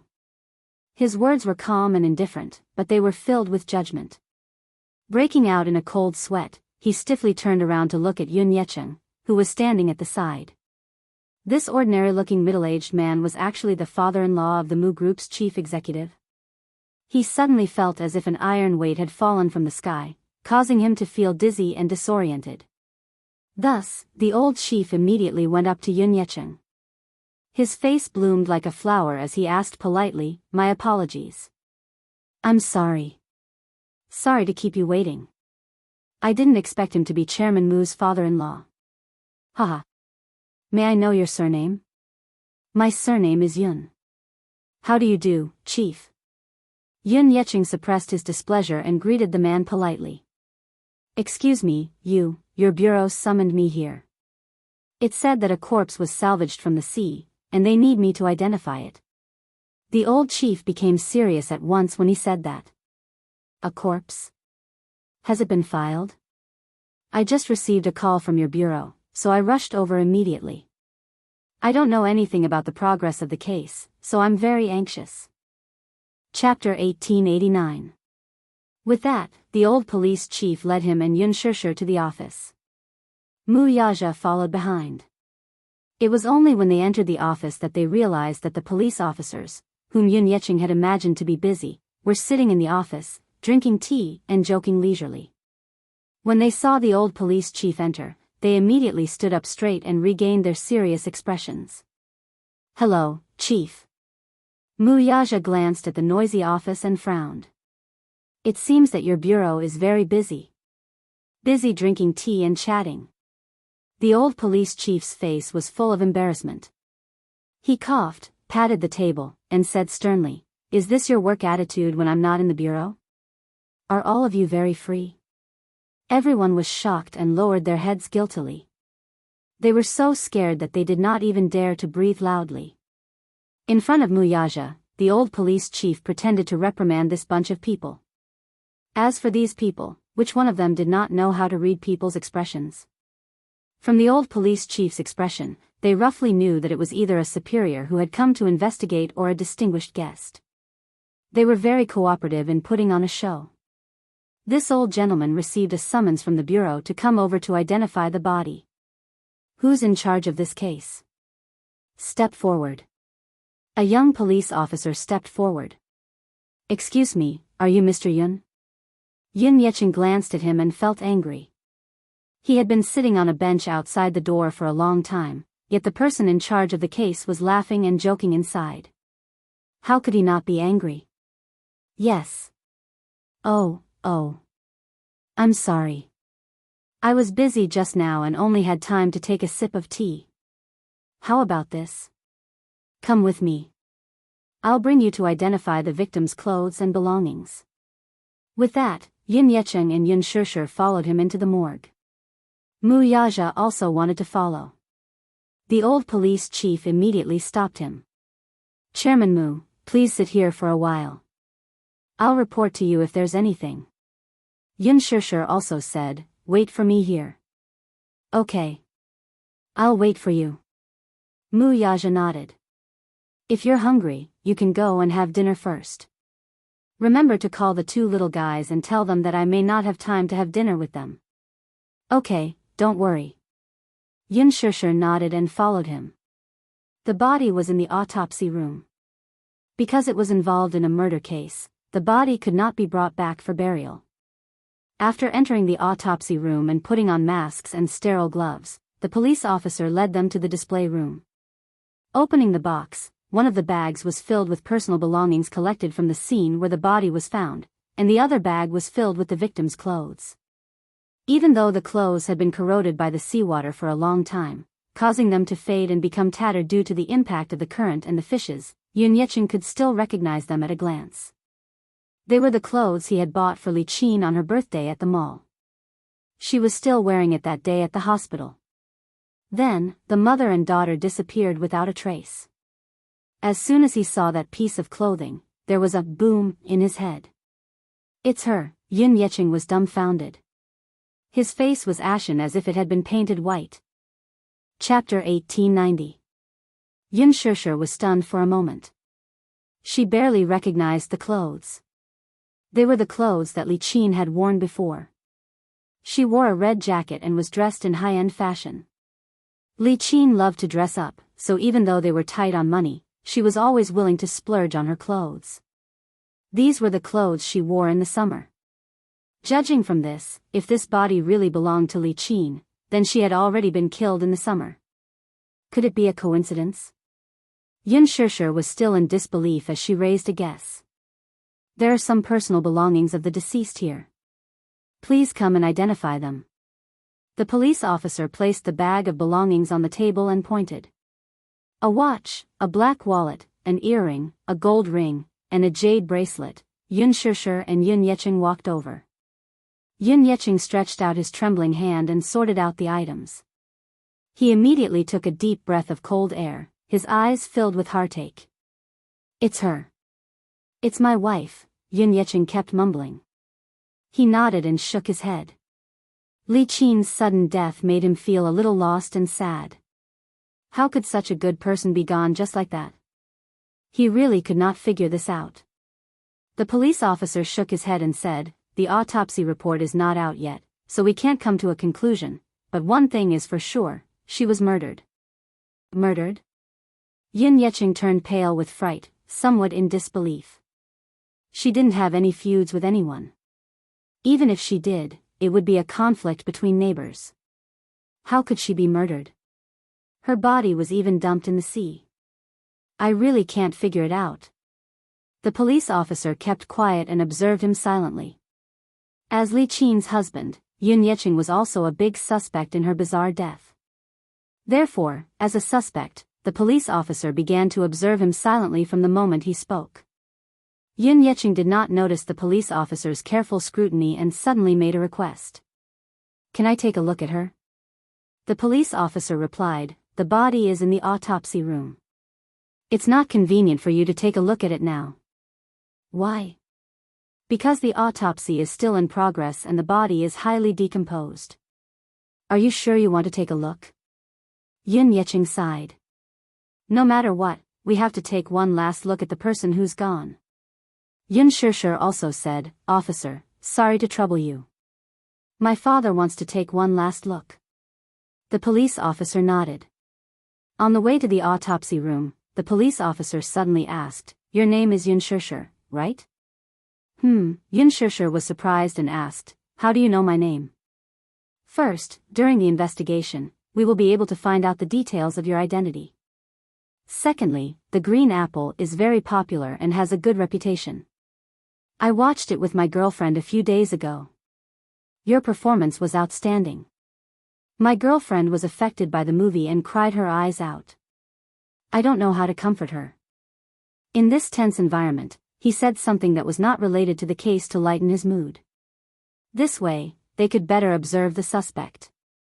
As a family member, Yun Shishir was also listed as one of the suspects. Even though the police officer knew that as a celebrity and a public figure, he wouldn't ruin his future with such a thing. Chapter 1891. Yun Shishir, on the other hand, could not calm herself down. She was not in the mood to exchange pleasantries with her and just brushed her off with a few perfunctory words. When they reached the autopsy room, the police officer took out his key and opened the door. The moment Yun Yecheng and Yun Shishir stepped in, they smelled an extremely pungent smell of rotting corpses. There were a few tables in the autopsy room. On one of the tables was a corpse, but it did not look human at all. The corpse was highly decomposed. Moreover, after being soaked in seawater for a long time and being corroded, it looked like a giant. It was swollen beyond recognition, and its hair seemed to have fallen off. Its face had become extremely hideous. This was not considered disgusting. The most disgusting thing was that after being eaten by a school of fish, the flesh and blood had been separated, and the body was riddled with holes. A large portion of one of its arms had been cut off, and its legs were extremely twisted and crooked. The corpse's clothes were all removed. Because of the autopsy, the chest and stomach had been cut open, and the head had been cut open for samples to be tested. The decomposition was too severe. The smell of rotting corpses was different from that of ordinary creatures.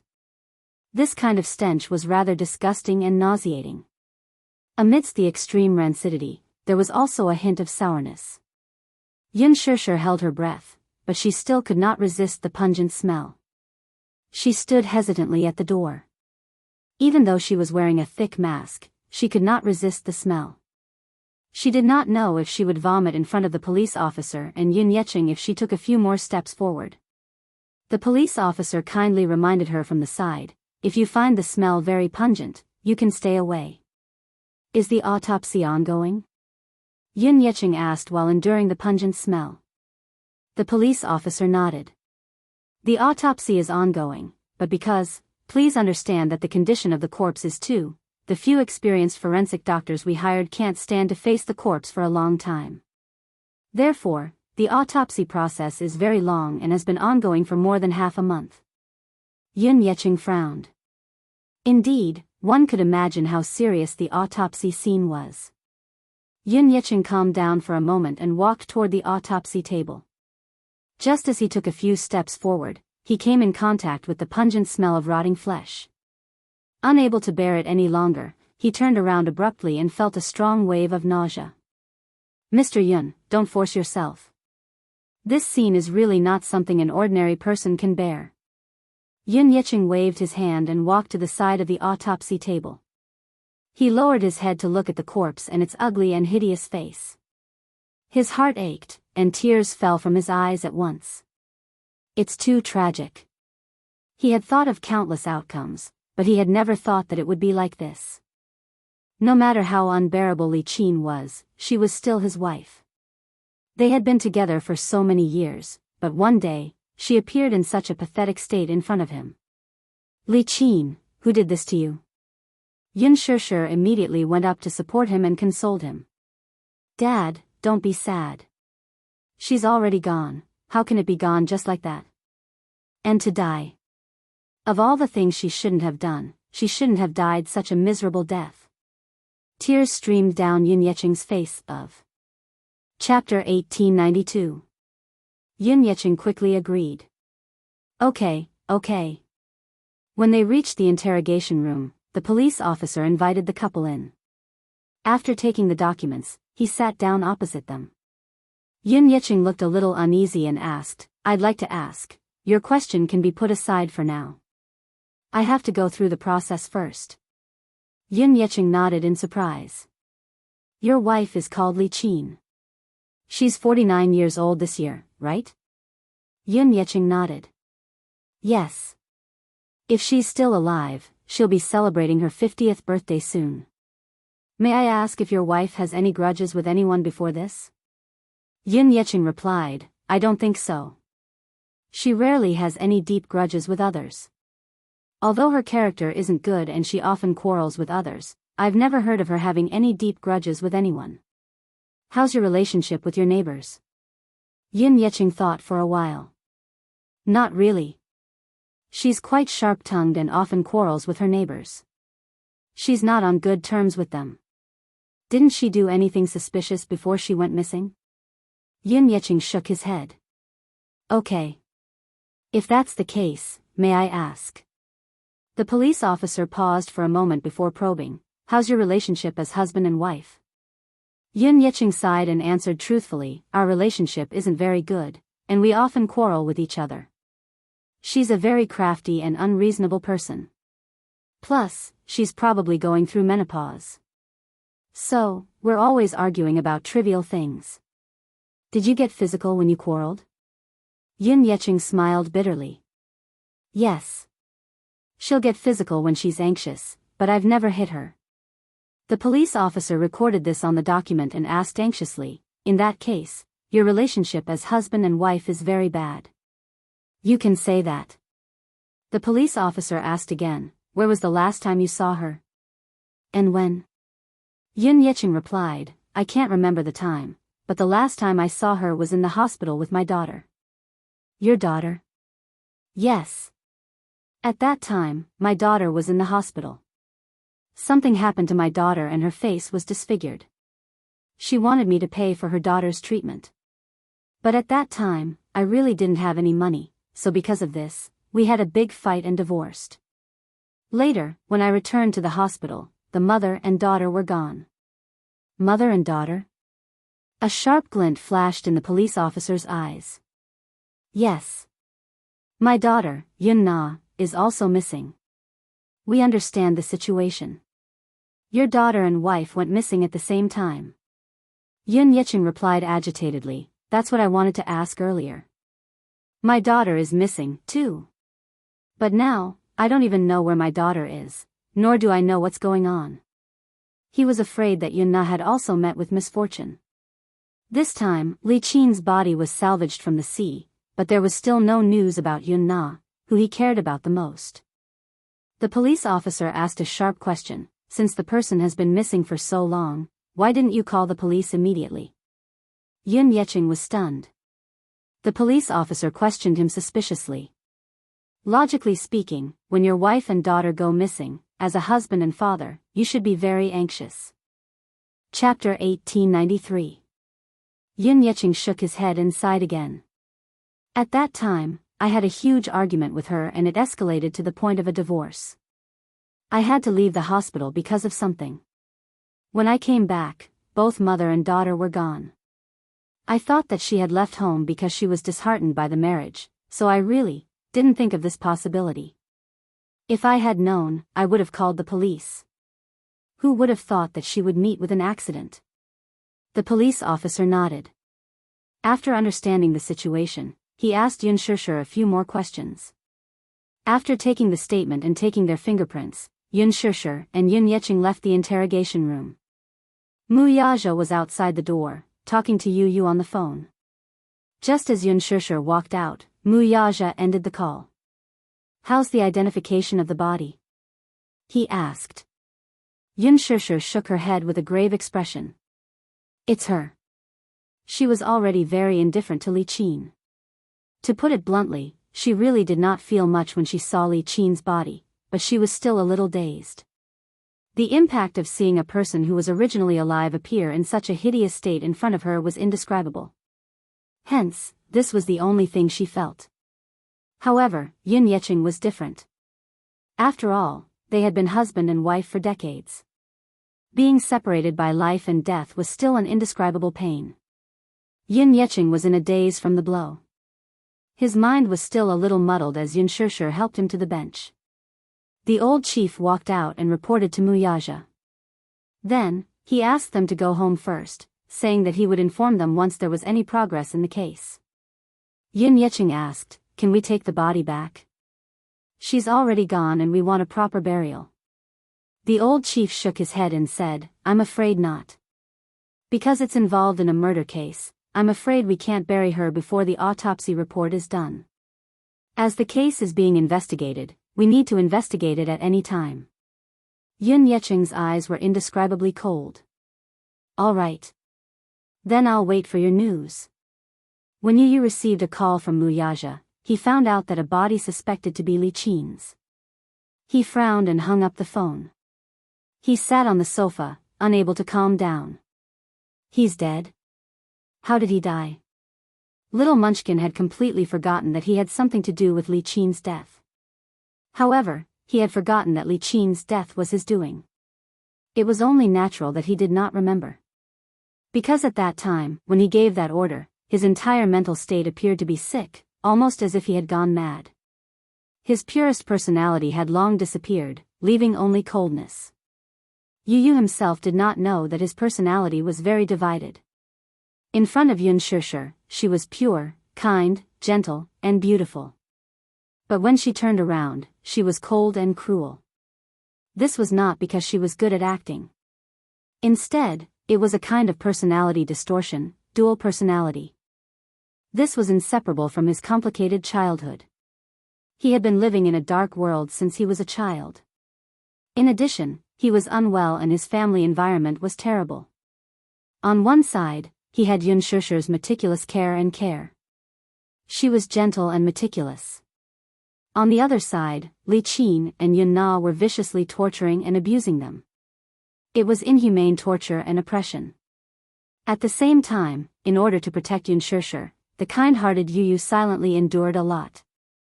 No matter how much he was wronged, he only cared about himself and endured it without saying a word. Chapter 1894. His personality was split into two extremes. On one hand, he was as dark as a devil. On the other hand, he was as pure as an angel. Therefore, once his personality split and turned dark, his methods were cruel and ruthless. It was not something a 7-year-old child should have. However, after he returned to normal, it was hard for him to remember what he had done. Therefore, Yu had forgotten what he had done to Li Qin and Yun Na. Xiao Yichen saw that he was frowning and felt uneasy. You don't look too good. What did Daddy say? He said that something happened, so he and Mommy might be a little late. He asked us to wait for him patiently. Xiao Yichen was nervous. What happened? Yu comforted him and said calmly, "Don't worry, you idiot. Daddy and Mommy are fine." However, Grandpa received a call from the police station today. They asked him to go to the police station to identify the body. Little Yichen was stunned when he heard this. A corpse? Yes. Whose body is it? Yu smiled coldly. When he mentioned Li Qin, his face was incomparably cold. He said casually, "Grandpa has a wife whom he has been married to for decades. Her name is Li Qin. She is Mommy's adoptive mother. According to seniority, I should call her Grandma. However, she is a bad person. She often bullies Mommy, so I don't want to call her Grandma." Pausing for a moment, he said slowly, "Some time ago, she and her daughter both disappeared without a trace. Less than a month ago, a fisherman fished up a body from the sea. It matched the woman's characteristics, so he asked Grandpa to identify it. Mommy is also with Grandpa. I'm afraid they are still cooperating with the police to record their statements." Xiao Yichen frowned and was a little speechless. They disappeared without a trace.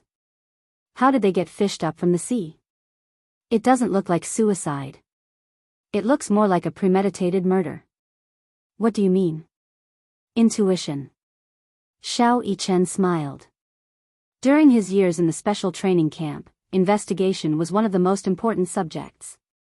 Therefore, his consciousness and intuition were especially sharp. Yu was stunned.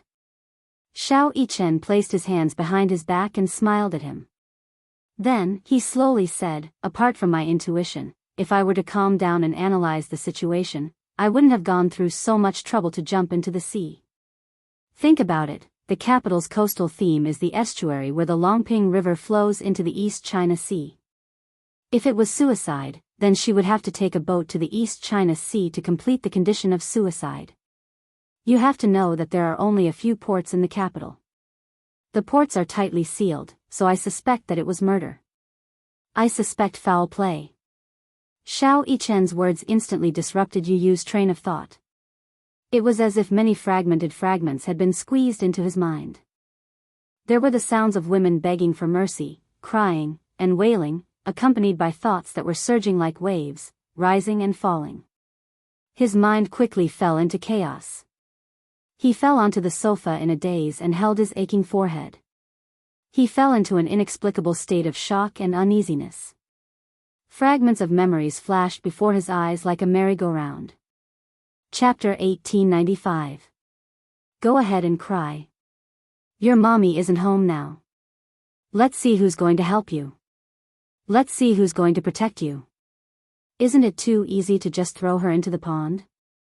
Chop them up and feed them to the sharks. Their deaths aren't worth pitying. I'll give you the money. You deal with the people. Do you understand? Agently, give him the money. You, don't be blinded by hatred. It was as if a fountain had instantly gushed out from the depths of his memories. It was the scene of Yun Na crying as she knelt before him and ceaselessly begged for mercy. You, it's Auntie's fault. It's Auntie's fault. Auntie was blind in the past. It's Auntie's fault. Auntie swears that I won't bully you anymore. And I won't bully your mommy anymore. You, do you really want to kill us? I know that you're just scaring us. We were wrong. At the very least, for the sake of your grandfather, please let us live. Do you know? You're hiring someone to kill us. It's illegal. It's intolerable. Boo-hoo, you. I don't want to die. I beg you, spare me. Her sharp and piercing cries kept ringing in his ears, pounding on his eardrums. Yu clenched his fists tightly and sat on the sofa. His entire body was unbelievably stiff. Xiao Yichen saw that he was in a terrible state and couldn't help but touch his hand. When his fingertips touched it, he suddenly realized that he was covered in cold sweat. Yu? Xiao Yichen called his name, but the little guy didn't react immediately. Yu, what's wrong? Yu suddenly came back to his senses. His eyes widened as he looked at Xiao Yichen's face in shock. What's wrong? Why do you look so pale? When Yu came to her senses, she realized that her limbs were cold and her breathing was rapid. Her back, in particular, was drenched in cold sweat. I think I killed someone. He suddenly gripped his arm tightly, his brows furrowed. The memories of breaking through the seal of dust repeatedly stimulated him, reminding him that he had once given a very cruel order. Did you know? You're hiring a hitman.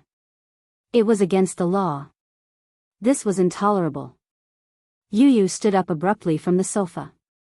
The sudden movement startled little Yichen, who was a little restless, and he quickly got up from the sofa as well.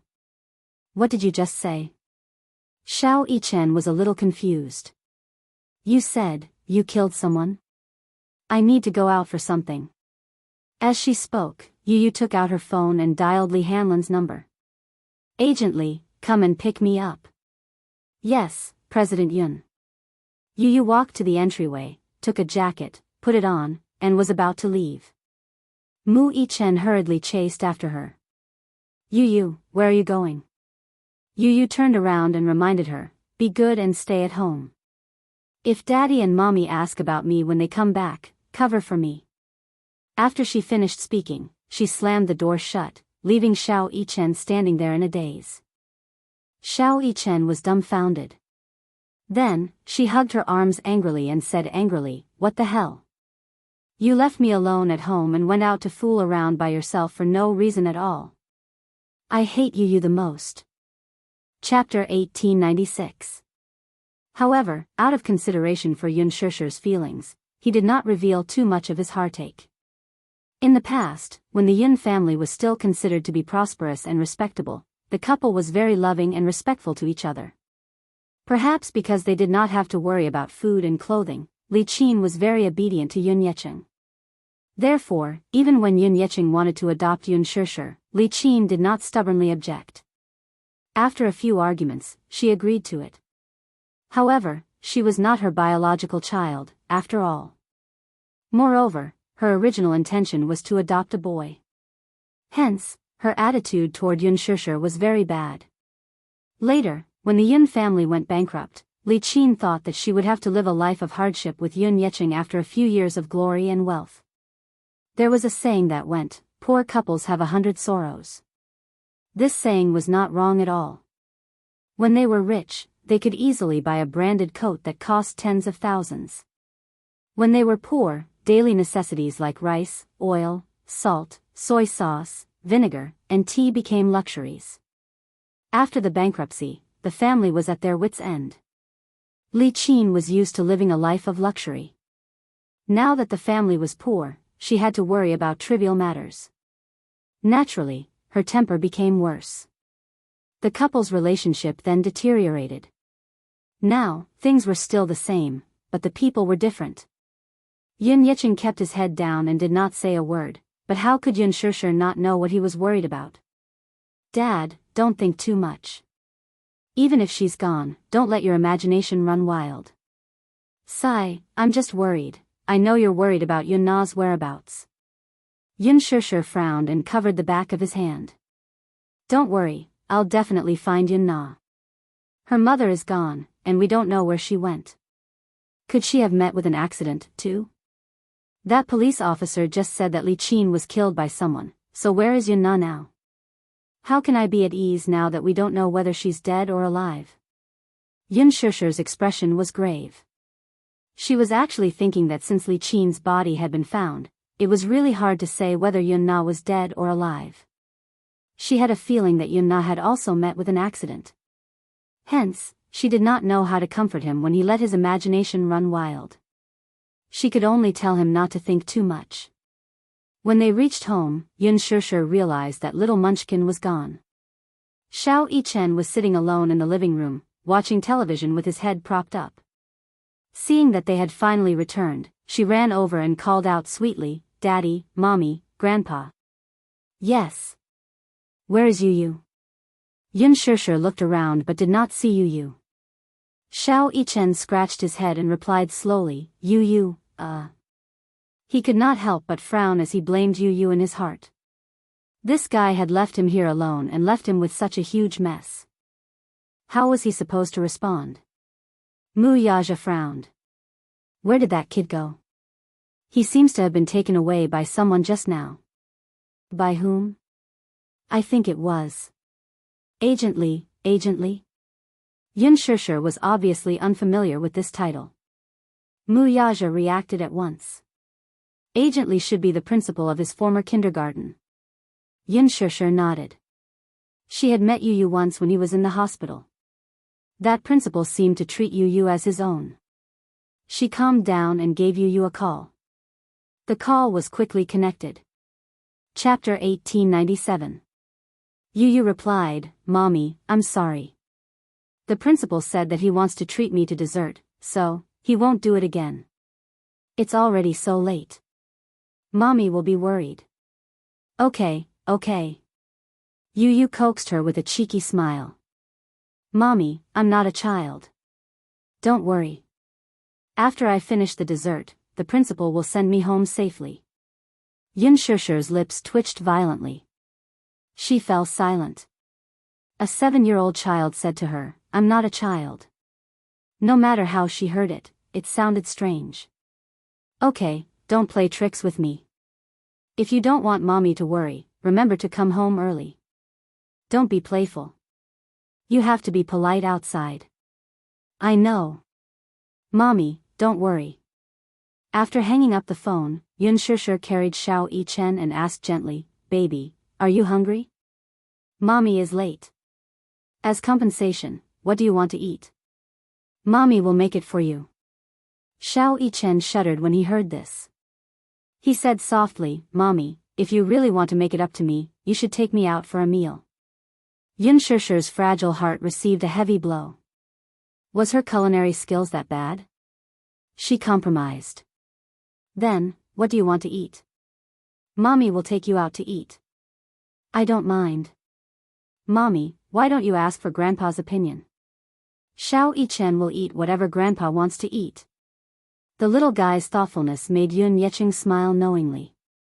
The gloominess that had accumulated in his heart dissipated a lot.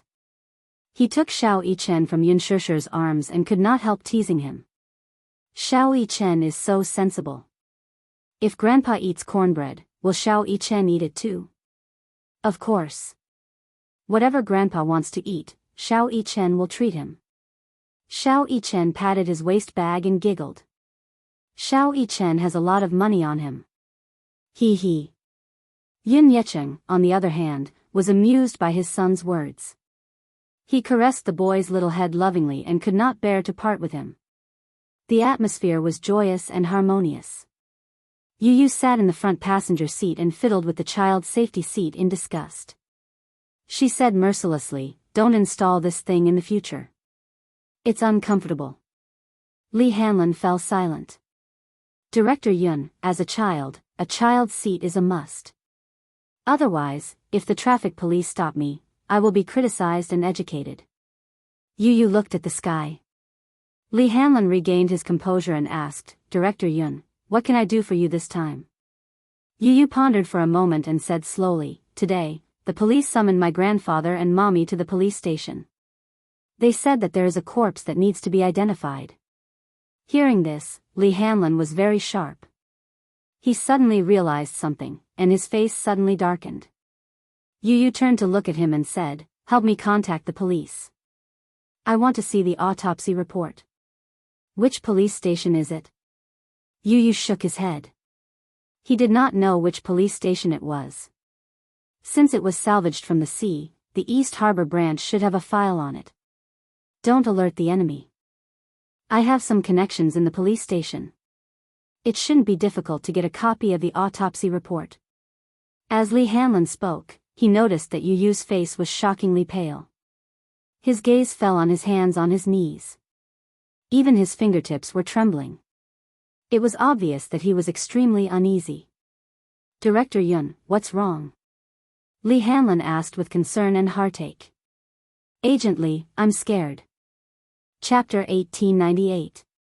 Yu Yu's shoulders curled up slightly. "I think there's something dirty on my hands. I'm scared. I'm scared that if Mommy finds out about this, she'll hate me and be scared of me." He knew very well that he had only given the order and that he did not kill Li Qin and Yun Na with his own hands. However, Li Qin and Yun Na's deaths were caused by him. He was not afraid of killing. What he was afraid of was that once his hands were stained with sin, he would never be able to wash them clean. What he was afraid of was that he would become a sinful person, a person that his mommy feared and was disappointed in. Back then, the reason why he wanted to kill Yun Na and Li Qin was because he found out from Li Dongqiang that Yun Na had secretly framed his mommy. He was so angry that he wanted to send those two women who had committed the most heinous crimes to hell. However, when he came back to his senses and calmed down, he realized that he had been blinded by hatred at that time and had lost his rationality. He did not regret what he had done. In this world where the strong preyed on the weak, only by becoming stronger could he protect the people he loved. However, he was afraid that his mommy would hate him because of this. What would happen if his mommy found out? Paper could not wrap fire. He did not dare to imagine how disappointed and cold his mommy would be if she found out that he was the culprit behind this matter. In his mommy's world, she was so innocent and yearned for an ordinary and peaceful life. However, if she found out that her most beloved and obedient son had his hands stained with blood, Yu Yu was so shocked that he took a deep breath. Li Hanlin's heart ached as he held his hand tightly. "President Yun, don't worry. I'll take care of this matter for you." He comforted him again and again, but Yu Yu still could not help but stiffen. His shoulders, especially, could not stop trembling. It was obvious that he was afraid from the bottom of his heart. Li Hanlin made a phone call on the way back. Then, he drove Yu Yu back to Leji Holdings headquarters. In the office, he poured Yu Yu a glass of Coke. Yu Yu suddenly looked up and held his arm tightly. "Agent Li." Li Hanlin raised his eyebrows patiently and looked at him with a gentle smile. "Please tell me. Have you killed anyone before?" Li Hanlon frowned and fell silent. Yu Yu's bright and deep eyes looked at him quietly. His eyes were filled with complicated emotions, helplessness, and curiosity. At this moment, Yu Yu had lost his usual composure and calmness. He looked at his father helplessly, like an innocent and naive child who had done something wrong. He felt extremely guilty. Li Hanlon smiled and shook his head. I've never killed anyone. Yu Yu's heart skipped a beat, and she felt even more uneasy. He suddenly asked in a low voice, "Let me ask you, is killing someone an unforgivable evil?" "Yes." Li Hanlon blinked his eyes and said bluntly. "Director Yun, according to the logic of ordinary people, no one has such supreme power, much less the right to take away anyone's life." Yu Yu fell silent. "There's nothing wrong with that matter. You're the one at fault." "What do you mean?" "Li Qin and Yun Na are greedy and insatiable. They hurt your family.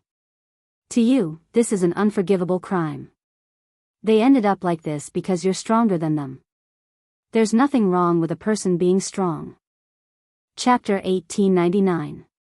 Li Hanlon continued to explain, "This is a world where the strong prey on the weak. The so-called laws are just rules set by humans standing at the top of the food chain.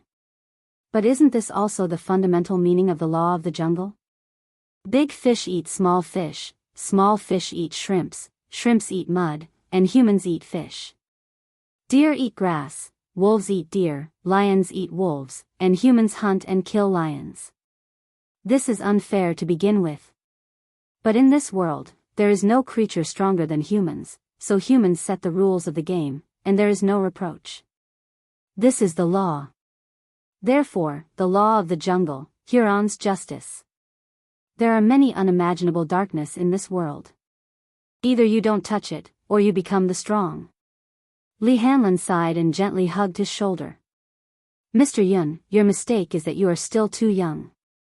At such a young age, you should have had a carefree childhood, but you stepped into a world that ordinary people can't imagine." Yu Yu's world was already different from Yun Shishir's. He stepped into an extremely dark world, and it was this dark world that set the supreme rules of the game. He was worth hundreds of millions and sat on an inexhaustible wealth. The toy drawings he designed could be used in missile development.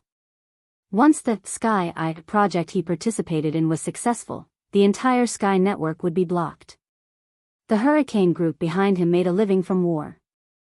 The smoke and war in this world were extremely cruel.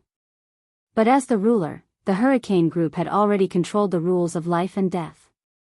For the time being, not to mention the arms transactions between the Hurricane Group and the governments and royal families of various countries, the arms sales to war-torn areas alone were enough to kill thousands of people overnight. But was this a sin? It was just a kind of capital for the strong. The most evil thing in the world was the human heart. Yu Yu took a sip of cola and bit the straw. He understood what Li Hanlon wanted to say. Li Hanlon asked him, "Mr. Yun, I just want to ask, will you regret it?" "Regret?" "From the moment you joined the Hurricane Group for a few days, the sin on your hands can no longer be washed away. Do you regret it?" Li Hanlon asked gently. On the one hand, he felt sorry for him. He was just a child, a 7-year-old child. There was no need for him to come into contact with this cruel world so early. The Gong family was famous for their fighting prowess. As the leader of the World War, the Hurricane Group was not to be underestimated. Yu Yu smiled and lifted his head. The confusion and uneasiness in his heart were swept away. "I have no regrets." "Why?" "Because that's the only way I can become a powerhouse. Even if my hands are stained with sin, I will protect Mommy and not let her come to any harm." He had had enough of cowardice, enough of being weak, enough of being bullied. She didn't want to recall the dark bits and pieces of her childhood. He would rather be stained with that sin and become the strongest person in the world. Only then would he be able to protect his mother tightly in his arms. When he was strong, his mommy wouldn't be bullied anymore. Only when he was strong could he protect the people he wanted to protect. Li Hanlon smiled knowingly and patted his head. "If I had a son as strong as you, I would wake up laughing even in my dreams. If I had such a disappointing father like you, I would wake up crying in my dreams. Lee Hanlon was deeply affected. Chapter 1900. Lee Hanlon clutched his wounded chest and complained tearfully, You, I'm so sad. I treated you like my own son and loved you like you were my own. But what about you? Not only did you deduct my bonus, but you also shot me down. It's so unfair. Yu said coldly, agently, you must always remember that this is a world where the strong prey on the weak. As your superior, it's my right to deduct your bonus. If you're so capable, why don't you deduct my bonus too? Lee Hanlon suddenly fell silent and stared at him as if he wanted to say something. After staring at each other for a long time, the two of them smiled at each other and bumped fists tacitly. In fact, even though he was sharp-tongued, Yu still respected the man from the bottom of his heart. In terms of status, Yun Hanlon was his superior. However, in terms of seniority, he should call him uncle. Lee Hanlon had been by his side for a long time and could be considered loyal and devoted. He would not shirk his responsibility even if it meant going through hell. Director Yun, what do you plan to do next? Yu closed his eyes slightly and said in a low voice, suppress this matter as soon as possible. At the same time, send someone to see if you can find Yun Na's whereabouts. Yes. Just as he finished speaking, the doorbell rang. Lee Hanlon walked over and opened the door. He saw a man in uniform standing outside the door and smiling at him. Hello, Director Lee. I've prepared a copy of the information you requested. Please take a look. As he spoke, the man handed a document to him. Lee Hanlon took the document and asked, Is the autopsy report out yet? The man shook his head and replied meticulously, Not yet. The corpse is highly decomposed. Even an experienced forensic doctor can't work for a long time, so the autopsy is going very slowly. All right, you can go back first. Don't mention this to anyone. Yes. Lee Hanlon closed the door and handed the document to Yu. Yu opened the document expressionlessly. He took out a thick stack of documents and flipped through them page by page. He looked at it very seriously, going through everything in detail, no matter how big or small. As expected, Li Qin's identity was confirmed through the preliminary DNA comparison. It seemed that the corpse was indeed Li Qin. I remember that I asked Li Dongxiang to clean up his hands and feet. Yu sneered, his eyes cold. Lee Hanlon fell silent. He suddenly said, I'm guessing that he must have wanted to drown them in the sea. Generally speaking, once a corpse is drowned in the sea, it will decompose completely within a few months. Even if it's not completely decomposed, the school of fish will devour the corpse until there's nothing left.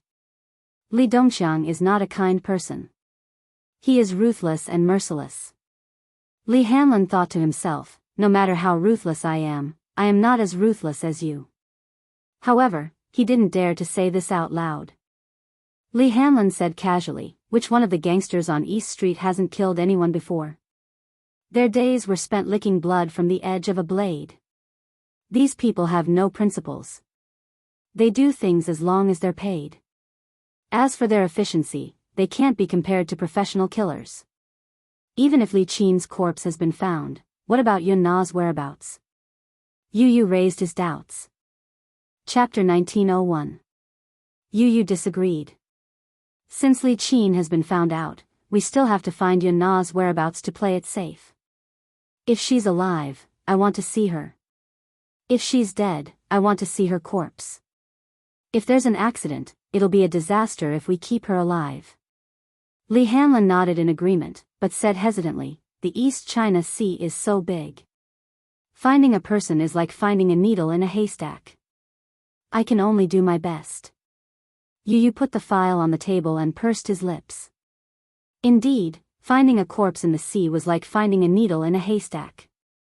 He pondered for a moment and said, send someone to deal with the fishermen at the East Port. They go out frequently. If they find anything, suppress the news before calling the police. Lee Hanlon nodded. So far, this was probably the only way to deal with the aftermath. Yuyu's knuckles gently knocked on the table, but there was a thick layer of hostility between his eyebrows. As for Li Dongxiang, his hands and feet are dirty. There's no point in keeping him. Understood. Leave it to me. East Street, underground gambling den. It was 2:00 in the morning.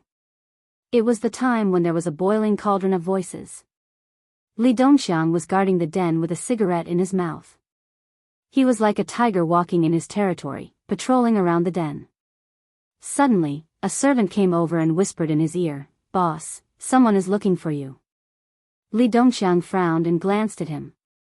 "Who's looking for you?" The hooligan shook his head blankly and said vaguely, "I don't know. But he said he has a big business to discuss with you." Big business? Li Dongxiang's eyes lit up when he heard this.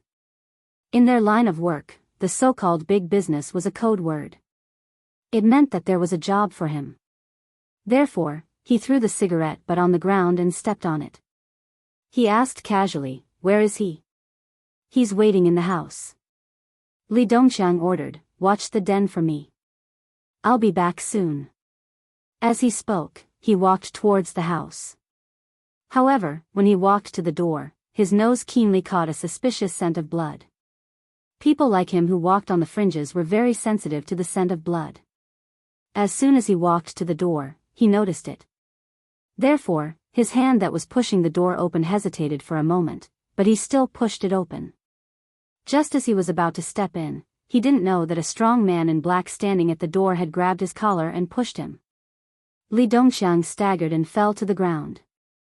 As soon as his hand touched the ground, he felt that the ground was sticky. He raised his head and saw a pair of empty eyes. When he saw the corpse lying on the ground, he was shocked. Holy sh*t. Li Dongxiang scolded and heard the door behind him close with a bang. He turned his head warily and saw two men in black guarding the door. One of them walked towards him and grabbed his hair. He raised his head and glanced at him. "You are Li Dongxiang?" "Yes. Yes, yes. Who the f*** are you?" Li Dongxiang was so scared that he was tongue-tied. When he came to his senses, he saw that there were 7 or 8 corpses lying on the ground in the house. They were all his subordinates. These people were the ones who had been present when he dealt with Lu Jingtian. They had all been silently silenced. "Get rid of him," one of them ordered. Chapter 1902. Would these men in black give him this chance, though? They grabbed his hair, twisted his neck, and threw him to the ground. Then, they took out their pistols and accurately shot him twice between his eyebrows. Blood splattered everywhere. Li Dongxiang's body fell weakly to the ground as his body gradually turned cold. She received a message on her phone. Yu swiped the screen to unlock it.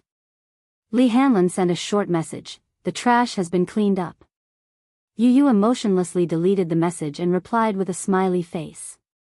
She then placed the phone under her pillow and went to sleep peacefully. Just as Yun Yeqing was waiting for the results of the autopsy, the police summoned him again 2 days later. He rushed to the station, only to receive a notice that the case had been closed. Case closed? Yun Yeqing was puzzled. What exactly happened in these 2 short days that caused him to receive a notice that the case had been closed? The officer in charge of the criminal investigation received him, listed out all the evidence, and explained everything to him. It was only now that Yun Yeqing realized that his disappointing daughter had actually incurred a huge debt outside. The suspect, Li Dongxiang, has his own territory on East Street and runs an underground gambling den. He's a notorious hoodlum and a frequent visitor to the police station. The officer spread out a few photos for Yun Yeqing to take a look. Only after the officer explained to him did he understand what had happened. Yun Na wasn't smart and wasn't good at studying. She didn't get into high school and randomly enrolled in a vocational school. However, she didn't stay in the vocational school for long before she was infected by the bad atmosphere in the school and had an unclear relationship with some bad guys in society. She had to take a break from school a few times in the middle of her studies. After she graduated, she did not work hard to find a job immediately. Instead, she continued to hang out with those delinquents. Li Dongxiang was one of them. Yun-na often hung out in bars when she was in school. Once, she met Lee Dongxiang, who was still a hoodlum at that time, in a bar. Both of them had some drinks and played together. Lee Dongxiang liked to play with girls, especially those who were still in school. As for Yun-na, usually, he didn't do proper work, but his bright brain was used in this aspect. On weekends, she would often bring a few girls from her class out to play. On the surface, it was just playing, but in reality? After bringing the girl to the bar, the first thing he did was to make her drink a few glasses of alcohol. Of course, the alcohol was not simple. Naturally, there were some things mixed in. These simple-minded girls had yet to enter society and were ignorant of the ways of the world. They were not on guard at all and fell into the trap after 2 glasses of wine. At this segment, the hooligans that Yun-na had befriended tore off their disguises and began to reveal their hidden ambitions. Each of them carried a girl and returned to their room happily to enjoy themselves. Often, in the process of having fun, they would record a ****** video. When these girls woke up in the morning, they found themselves lying naked on an unfamiliar bed and were greatly shocked. Chapter 1903. These girls were all people who valued reputation and integrity. How would they dare to go head-to-head with him? Therefore, most of them did not dare to make a fuss about this matter. After the matter was settled, Lee Dongxiang would give Yun-na a hefty sum of money, a few hundred to a few thousand yuan per girl. An average beauty would be a few hundred, while a superior one would be a few thousand to tens of thousands. It might not be a lot of money, but to Yun-na, who was just a student at that time, this was an indescribable amount of money. Therefore, with this sum of money, Yun-na squandered a lot. At that time, the Yun family had already gone bankrupt, and the poverty of the family caused Yun-na, who was originally accustomed to the life of a rich young lady, to be completely at a loss. Only by hanging out with Lee Dongxiang would she be able to find that long-lost and numbed happiness. Later on, Yun-na mixed more and more with Lee Dongxiang. In the past, she would at most play with drinks and karaoke with those people. Gradually, she learned to gamble, take drugs, and skate. There were wins and losses in gambling. Winning less and losing more. Later on, because of continuous losses, Yun-na's debt became an irreparable hole. She once asked Yun Yeching for money, but where did he get the money at that time? He knew that Yun-na would definitely ask for money to fool around and would not give it to her even if he had it. He had saved up a sum of money to prepare for Shishi's postgraduate entrance exam. Therefore, Yun-na started to ask Yun Shishi for money. At first, Yun Shishi was unwilling to give it to her. She had to spend money everywhere to take care of the sickly Yu. At that time, she had just entered society and was busy subsidizing the family, helping Yun-na pay off her debts, and taking care of Yu. Life was very tight. However, Yun-na threatened that she had offended some hooligans. If she did not return the money, the hooligans would come looking for her and hurt her family. Yun Shishi had no choice but to scrape together some money and give it to her. From then on, Yun-na began to ask Yun Shishi for money frequently. Yun Shishi could not stand her exorbitant demands and moved the rented house again and again. Later on, Yun-na could no longer fill the huge loophole caused by gambling and drug addiction. Hence, she came up with the idea of Yun Shishi. She tricked Yun Shishi into the clubhouse and forced her to drink the drug. She also made an agreement with Lee Dongxiang that after the deed was done, not only would her debt be forgiven, but he would also give her another 1 million yuan. Yun-na was ecstatic. However, this matter was exposed by Mu Yaja. If it weren't for him, Yun Shishi would have been in deep trouble. What happened next? Yun Yeching had a rough idea of what had happened. Once, when he returned home, he bumped into Yun-na. That time, Lee Dongxiang brought people to collect the debt. Yun-na really couldn't pay up, so he took turns with her. Yun Yeching had heard from Yun Shishi that Yun-na was addicted to drugs and gambling. He did not believe it at first, but compared to his sister, he was more inclined to believe Yun Shishi's words. It was just that he was still a little skeptical. It was only now that he truly believed it. It turned out that this daughter of his was a complete scum. She had been fooling around in society since she was in school. That was not all. She actually had designs on Shirshir. Gosh, how could she do such a thing to sell her sister to a few hooligans? Chapter 1904. Yun Yecheng was in disbelief. It was only when the police took out some relevant evidence and let him listen to the relevant testimonies that he fell numbly into the chair with a face full of heartache. It was the father's fault for not teaching her well. What did he do to raise such a shameless daughter? Sitting in front of the police officer, he was extremely anxious and felt like he was sitting on pins and needles. Especially when he heard about Yun Na's crimes, he did not know where to put his face. Li Qin was also aware of this matter, but she did not say it out loud. However, the mother-daughter pair could only blame themselves for being reduced to such a state. If not for Yun Na's insatiable greed and selfishness, she would harm others for her own benefit. What about Li Qin? She was pitifully implicated by this unfilial daughter and died a wrongful death. For a moment, Yun Yecheng did not know what to feel. There was heartache, confusion, and hatred. His hatred for Yun Na's ugliness grew. This case could be considered closed at this point. Li Qin's body had been found, but Yun Na's body was probably still undiscovered. The police officer said to him, "The East China Sea is huge. I'm afraid it's like looking for a needle in a haystack if you want to search for the body thoroughly. Not to mention whether the body has been decomposed or eaten clean by the fishes, just the cost of salvaging it is difficult to estimate. It was a coincidence that we found your wife's body. We can only say that we'll do our best. However, we can't guarantee that we'll be able to find your daughter's body." "What about the suspect?" Yun Yecheng's voice was hoarse and low. "That murderer who murdered my wife and daughter.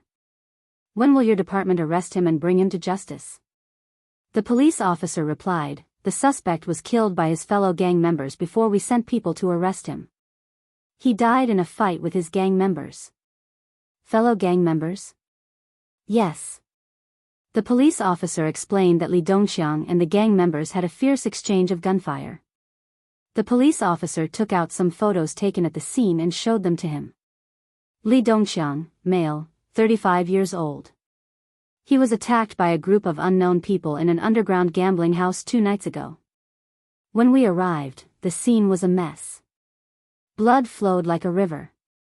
There were heavy casualties. No one survived. There's such a thing? Yun Yecheng was even more shocked. "Mr. Yun, I can only ask you to restrain your grief." The police officer comforted him with a few words, then got up and left.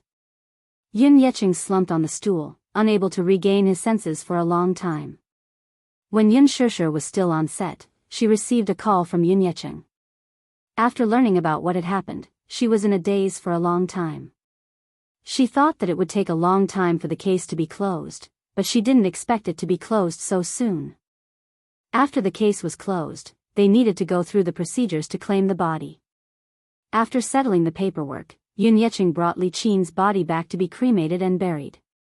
Yun Yecheng did not hold a dignified funeral and did not even tell anyone about this matter. He just cremated the body quietly. Even though he had a lot of resentment towards Li Qin. However, a day as husband and wife meant endless devotion for the rest of their lives. Even though Li Qin had made many mistakes when she was alive, she was already dead. Many of her sins should be scattered with the wind. Chapter 1905. Yun Yecheng could not fork out the money at first. In the end, it was Yun Shirshir who paid for it.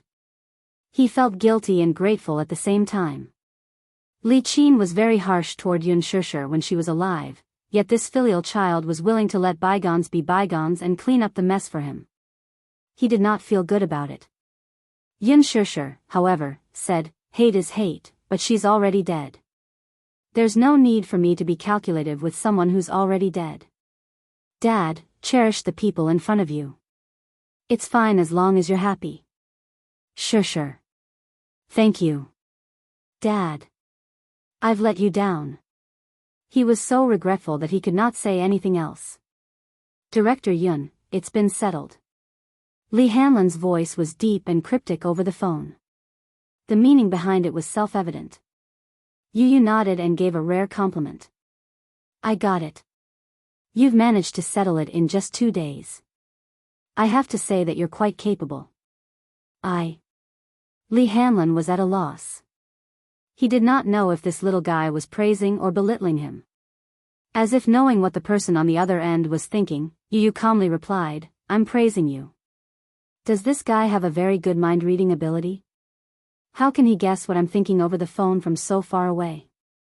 Agent Lee, we've worked together for so long. It's hard to describe our tacit understanding. You know me, and I know you.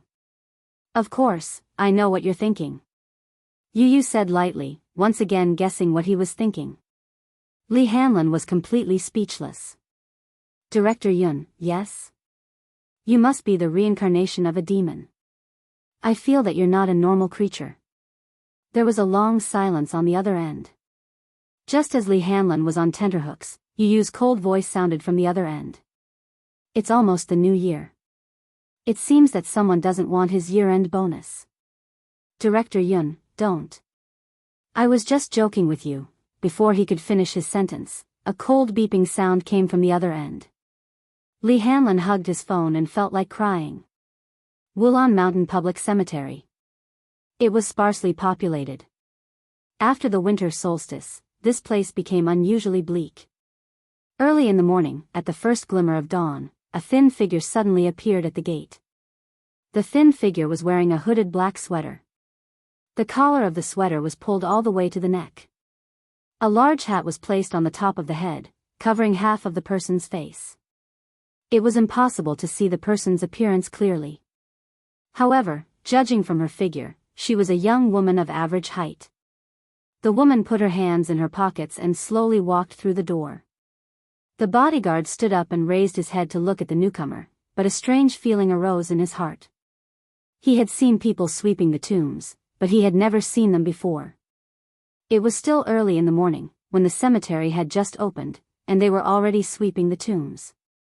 Therefore, he walked out of the preservation room. Just as he walked over, he wanted to ask. Before he could reach the man, he was frightened by the strange aura that the man emitted and took half a step back. This woman was clearly a living person. Why was she like a ghost? The bodyguard shook his head and decided not to poke his nose into other people's business. He returned to the preservation room to hide from the wind. The woman suddenly walked toward him. Help me check a name. The bodyguard raised his head and saw that the woman had appeared at the window without making a sound. He was shocked. Chapter 1906. The woman's face was covered by a hat, and she wore a thick mask that covered most of her face. Only a pair of eyes that were as dark as a bottomless abyss could be seen. But were those really human eyes? These were not eyes that a living person should have. There was not a trace of life in them. They were like two empty holes that emitted a biting cold air from the depths. What was more frightening was that the area around her eyes was covered with hideous scars, as if she had been scratched by something sharp. Although the wound had healed, it left a permanent scar. This person, what was going on? She wrapped herself up fully, but there were scars on her face. It was very suspicious. She was neither a human nor a ghost. To be honest, after guarding the tomb for so many years, this was the first time he had been frightened by a living person. The security guard patted his chest and did not wait for him to react. Help me check a name. The woman repeated this sentence eerily, as if she was silently chanting an ancient and terrifying spell. Her voice was low and hoarse, and there was no trace of life in it at all. The security guard's face stiffened for a while, then he took the booklet from the side and asked in a bad mood, "What's the name?" Li Qin. Mu Zili, is Qin the Qin in the piano? The woman nodded slowly. Yes. Aya, this name was just added not long ago. It's in the 19th row, 23rd. As soon as he finished speaking, the woman turned around without saying a word and walked towards the tomb. The security guard stared at the woman's back as she left. After a long time, he could not help but spit out a few words. What a strange person. The woman did not walk far. Her footsteps suddenly stopped, and she slowly turned around. A pair of ghostly eyes looked in his direction. The security guard was shocked into silence. He subconsciously bit his lips and smiled at her as if he was trying to please her. Tomb number 5. 19th row, 23rd row. This was a row of newly built tombstones, green and lush. The woman stopped in front of the tombstone. On the tombstone, there was a black and white photo of Li Qin, and below it were tributes and flowers. The woman slowly knelt on the ground. Her fingertips gently touched the cold photo, and her eyes narrowed slightly. Nana. Live well, you must avenge Mother. Mother hates it. Mama really hates it. I'll definitely make that bitch live a life worse than death. I'll definitely make her live in pain for the rest of her life. The mournful and desperate cries were still ringing in his ears. The woman silently stroked the cold photo over and over again. In the early morning, the frost and dew were heavy, and the photo was covered with a layer of wet marks. She gently wiped the dampness off the photo bit by bit, as if she was caressing it gently. When the woman left, the flowers in front of the tombstone were trampled to pieces. The security guard watched the figure leave and muttered to himself, more like a ghost than a ghost. He's seriously ill. At night. After Yun Shishir came back from the set, the family of 4 went to a Western restaurant for dinner. Mu Yaja purposely chose a French restaurant. When Xiao Yichen heard that they were going to eat French food again, he was so happy that he danced with joy. I love French cuisine the most. Daddy is wise. Daddy is mighty. When Yu heard this, she looked like she was about to vomit. Chapter 1907. Whether it was French cuisine, Chinese cuisine, or Japanese cuisine, he had tried cooking all of them. Especially when it came to French cuisine, he was very good at it. It was not for any other reason but because Mommy especially loved French steak with foie gras. Hence, he learned and specialized in French cuisine for a while. He almost threw up from cooking, but Mommy still had a soft spot for French cuisine. Mommy was a godlike person. It seemed like his stupid Mommy really loved French cuisine. The restaurant here has a unique style. Their signature dish is French steak. Mu Yaja carefully flipped through the menu page by page. As he ordered, he introduced the dishes to her. Yun Shishir was a little surprised. How did you know that I love French steak? Mu Yaja smiled but did not say anything. He silently glanced at Yu, who was sitting beside her. Yu smiled slightly. Daddy asked me what Mommy likes to eat the most, so I answered truthfully. As he said this, he said to Mu Yaja, Daddy, you don't know this, but Mommy is a top-notch foodie. With my cooking skills, her taste buds are very picky and she's very picky. If the restaurant Daddy recommends doesn't taste good, Mommy will definitely be disappointed. Yun Shishir smiled and couldn't help but scratch the bridge of his nose. Oh, you. No matter how good the chef is, he can't be as good as our Yu. Xiao Yichen quickly flattered, Yu's cooking is the best.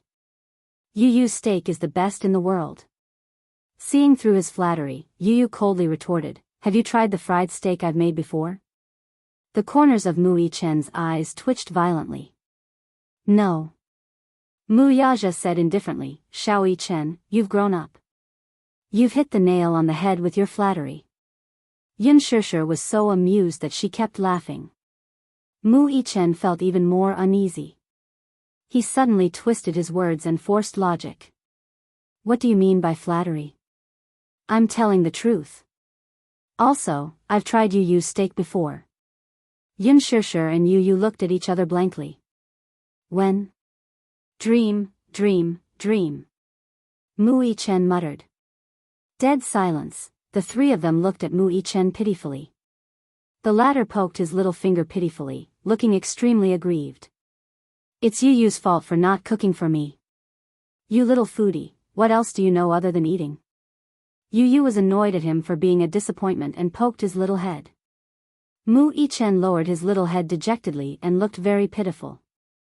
He sighed and complained, I wanted to try Yu's steak, but in the end, I can only keep it as a memento in my dreams. Yun Shishir laughed. She felt that this guy was too funny. Mu Yaja was silent. Was this guy born to be a comedian? Isn't it just a steak? I'll make it for you when we get back. Yu Yu waved his hand heroically, causing Xiao Yichen to cheer repeatedly. You too, that's enough. Stop fooling around. Didn't mommy teach you to maintain a gentleman's demeanor in public? Yu Yu and Mu Yichen tacitly sat upright and still, obedient. Have you washed your hands?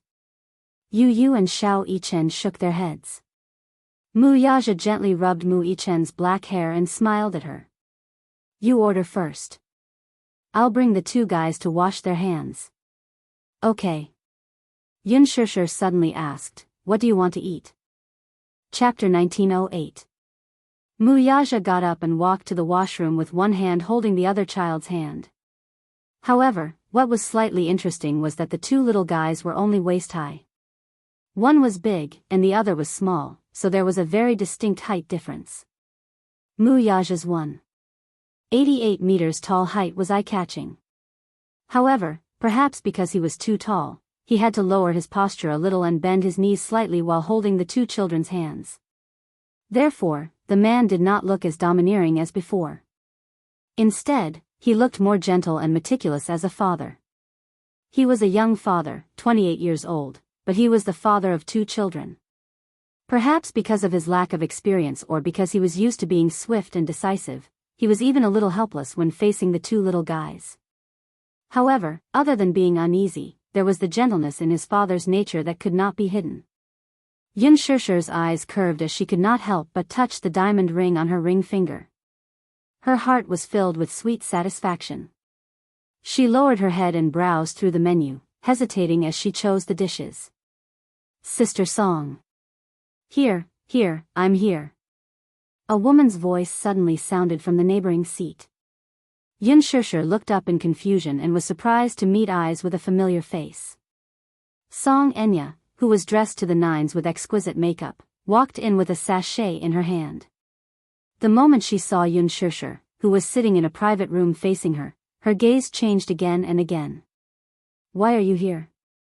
Without waiting for Yun Shishir to react, Song Enya took the lead to question unreasonably. Yun Shishir fell silent and suddenly had the urge to change restaurants. Song Enya seemed to have an appointment with someone and had arranged to meet here. However, just as she stepped through the door, the two unexpectedly bumped into each other. Song Enya was furious when she saw Yun Shishir. She had previously heard that Mu Yaja and Yun Shishir had held a grand engagement ceremony on a private island. At that time, many high-level political figures, political leaders, and presidents of various countries were present. It was especially grand and dignified. He had heard all these from Song Yunshi. Song Yunshi purposely brought up this matter in front of her to provoke her into giving up on the man completely, so that she would no longer harbor any unrealistic thoughts about him. Song Enya did not show much emotion on her face when she heard that, but her heart seemed to be in turmoil. They were actually engaged. She questioned lightly, doesn't the Mu family dislike Yun Shishir? How could he agree? Song Yunshi said, no one from the Mu family is present.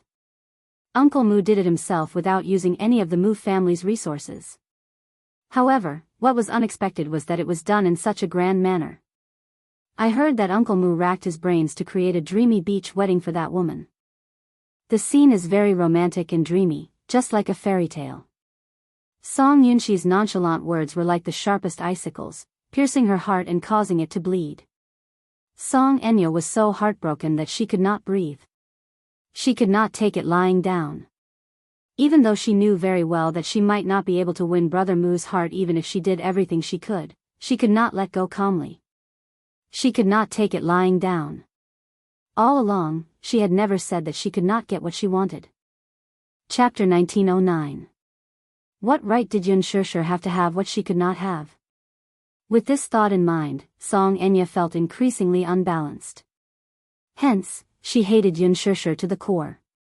The thought of the man she loved hugging another woman and making a solemn promise to her made her hate Yun Shishir so much that she wished she could disappear from this world without a trace. Song Yunshi had advised her not to have any wishful thinking about Mu Yaja. This was not the first time she had given her such advice. However, Song Enya did not take it to heart. Hence, at this moment, when Yun Shishir stood before her, Song Enya trembled all over and clenched her fists tightly. She did not know how much effort it took for her to control herself from rushing forward to strangle her. Yun Shishir, I didn't expect to meet you here. Song Enya smiled and ignored the greetings from her friends. She took a few steps toward Yun Shishir and sneered. Are you very smug now? Do you think that you can live happily ever after with Brother Mu? I have to hand it to you, you've really played a big game of chess. First, you racked your brains to get close to Brother Mu and got pregnant with his child through dirty means. In the end, she would secretly hide the child by her side. When the time came, she would naturally be able to rely on her child to enjoy the glory and splendor of wealth. Do you think that you can take root in the Mu family with your lowly status? Don't think that you can rest easy just because you're engaged to Brother Mu. Let me tell you, you don't have the right to step into the Mu family. Yun Shishir knitted her brows in disgust and waved her hand in disgust. What a strong sour taste. Why are you so jealous of me? Song Enya, you can only be jealous of me. Don't tell me that you want to snatch your Brother Mu from me. Yun Shishir paused for a moment. She unrestrainedly enjoyed the look on Song Enya's face and smiled faintly. If you want to snatch him from me, you'll have to see if you have the right to do so. You.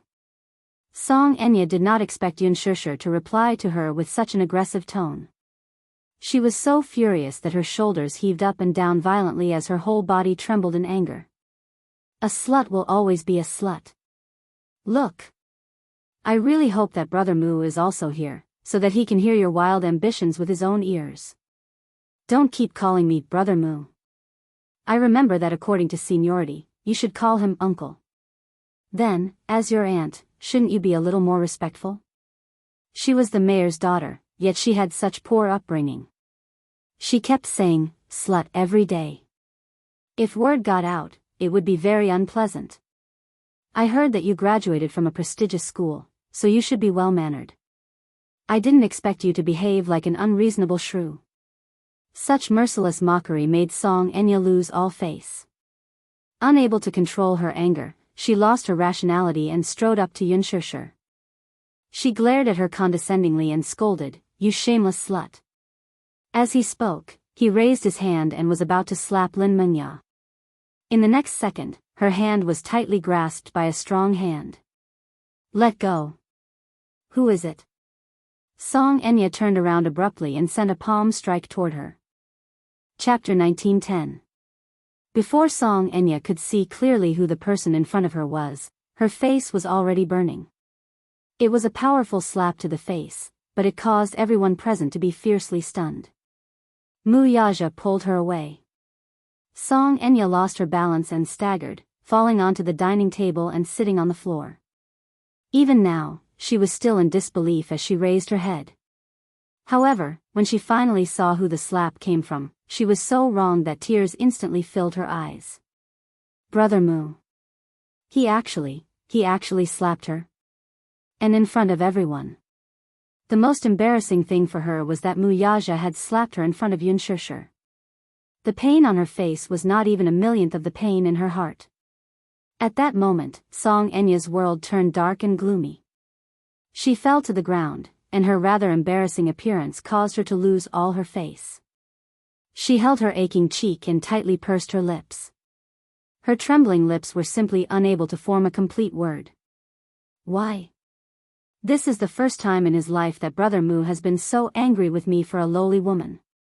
Why? Why did he embarrass me in front of so many people, especially Yun Shishir? Is he defending me? Why? Song Enya wanted to cry but had no tears. Her heart was undoubtedly shattered into pieces and she was almost suffocating. Yun Shishir was also stunned. She glanced at Mu Yaja beside her. At this moment, his handsome face was filled with hostility. His eyes, especially, were soul-stirring and sharp. I remember that I reminded you not to touch her. It was just a simple sentence, but it was frightening. Although it was a low voice, it inexplicably made people shudder. Even Song Enya was so frightened by his terrifying aura that she bit her lip nervously and did not dare to breathe loudly. What she was most afraid of was him when he was angry. That pair of eyes stared at her coldly, as if he was looking at a stranger, or as if he was staring at an abominable face. There was obvious disgust in his eyes. Does he hate me? Don't. Song Enya could no longer hold back her tears. Yu Yu and Xiao Yichen also walked over. Their legs were not as long as Muyaja's, so when they rushed over, they happened to hear Muyaja's harsh words. When Yu Yu heard this, he almost clapped his hands and cheered. Daddy is handsome and heroic. This bad woman popped out of nowhere. They had only left for a short while and she was already an eyesore. She didn't know what she had done to Mommy to make Daddy so angry. However, Yu Yu was comforted by the way her daddy defended her mommy. Xiao Yichen also thought to himself, Daddy is so cool. Whoever bullied Mommy, he had to get back at them. Otherwise, others would think that his mommy was easy to bully. Song Enya? Xiao Yichen sneered inwardly. He hated this woman from the very beginning, especially after their encounter in Fairy Tale Valley. He hated the Song sisters for the rest of his life. The Muse and Songs had some dealings with each other, but now, Xiao Yichen pretended not to see the elders of the Song family, which infuriated the Song family. However, his daddy did not say anything, nor did he force him to address those elders. Chapter 1911. Muyaja did not embarrass the Songs on account of the Jiangs. If not for the fact that the Songs were related to the Muse, he did not want to embarrass them. When Yun Shishir saw that Muyaja had arrived, her heart calmed down and she felt an inexplicable sense of security. She hooked her arm around Muyaja's and snorted. She swept a glance at Song Enya, who was on the ground, with a smug look on her face. It was obvious that she was purposely trying to anger the other and flaunt their love in front of her. There was a saying that went, flaunting love dies quickly. However, when it was necessary, she still had to declare her sovereignty. Song Enya was so angry that her face turned ashen. She looked like she was about to vomit blood. Yun Shishir's silent humiliation made her feel even more embarrassed. With the help of her friends, she slowly got up from the ground and glared at Yun Shishir. However, just as she glared at her, Muyaja's cold gaze landed on her face like a knife. Song Enya was sad and embarrassed. She was so angry that she was at a loss for words. She looked at him with tears in her eyes, but just as she was about to speak, Muyaja blocked her with one sentence. I don't want to see you. These 6 words were enough to make Song Enya deeply understand what it felt like to be heartbroken. She bit her lower lip and muttered timidly, Brother Mu, do you want me to send someone to chase you away? Muyaja narrowed his eyes dangerously. She knew his character. He meant what he said. She gritted her teeth and weighed the pros and cons. In the end, she decided to leave with dignity. Before she left, she did not forget to glare fiercely at Yun Shishir before leaving in a huff. Yun Shishir muttered, unreasonable. Muyaja turned his head expressionlessly. She could not help but shrink her shoulders, thinking that he was going to reprimand her for something. After all, she had ruthlessly insulted Song Enya just now. She did not know how much of it he had taken in. Unexpectedly, he smiled helplessly and said, Little thing, I didn't expect that you would finally do well for once. He could hear her eloquent and aggressive words from afar. Muyaja felt very gratified. Yun Shishir blushed. What do you mean? What do you mean you've finally done well for once? Yu Yu sighed and explained, Stupid mommy, Daddy means that you've finally worked hard for once and didn't let anyone bully you.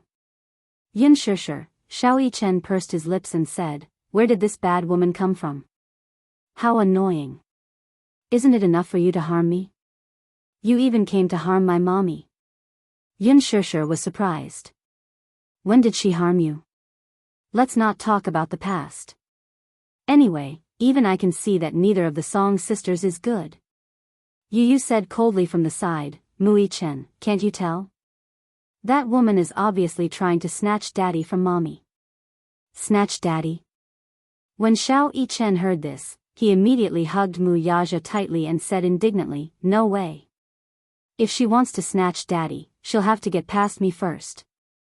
Yu Yu said softly, There are so many women who want to snatch Daddy from Mommy, but mommy is such a blockhead that she doesn't have any sense of danger.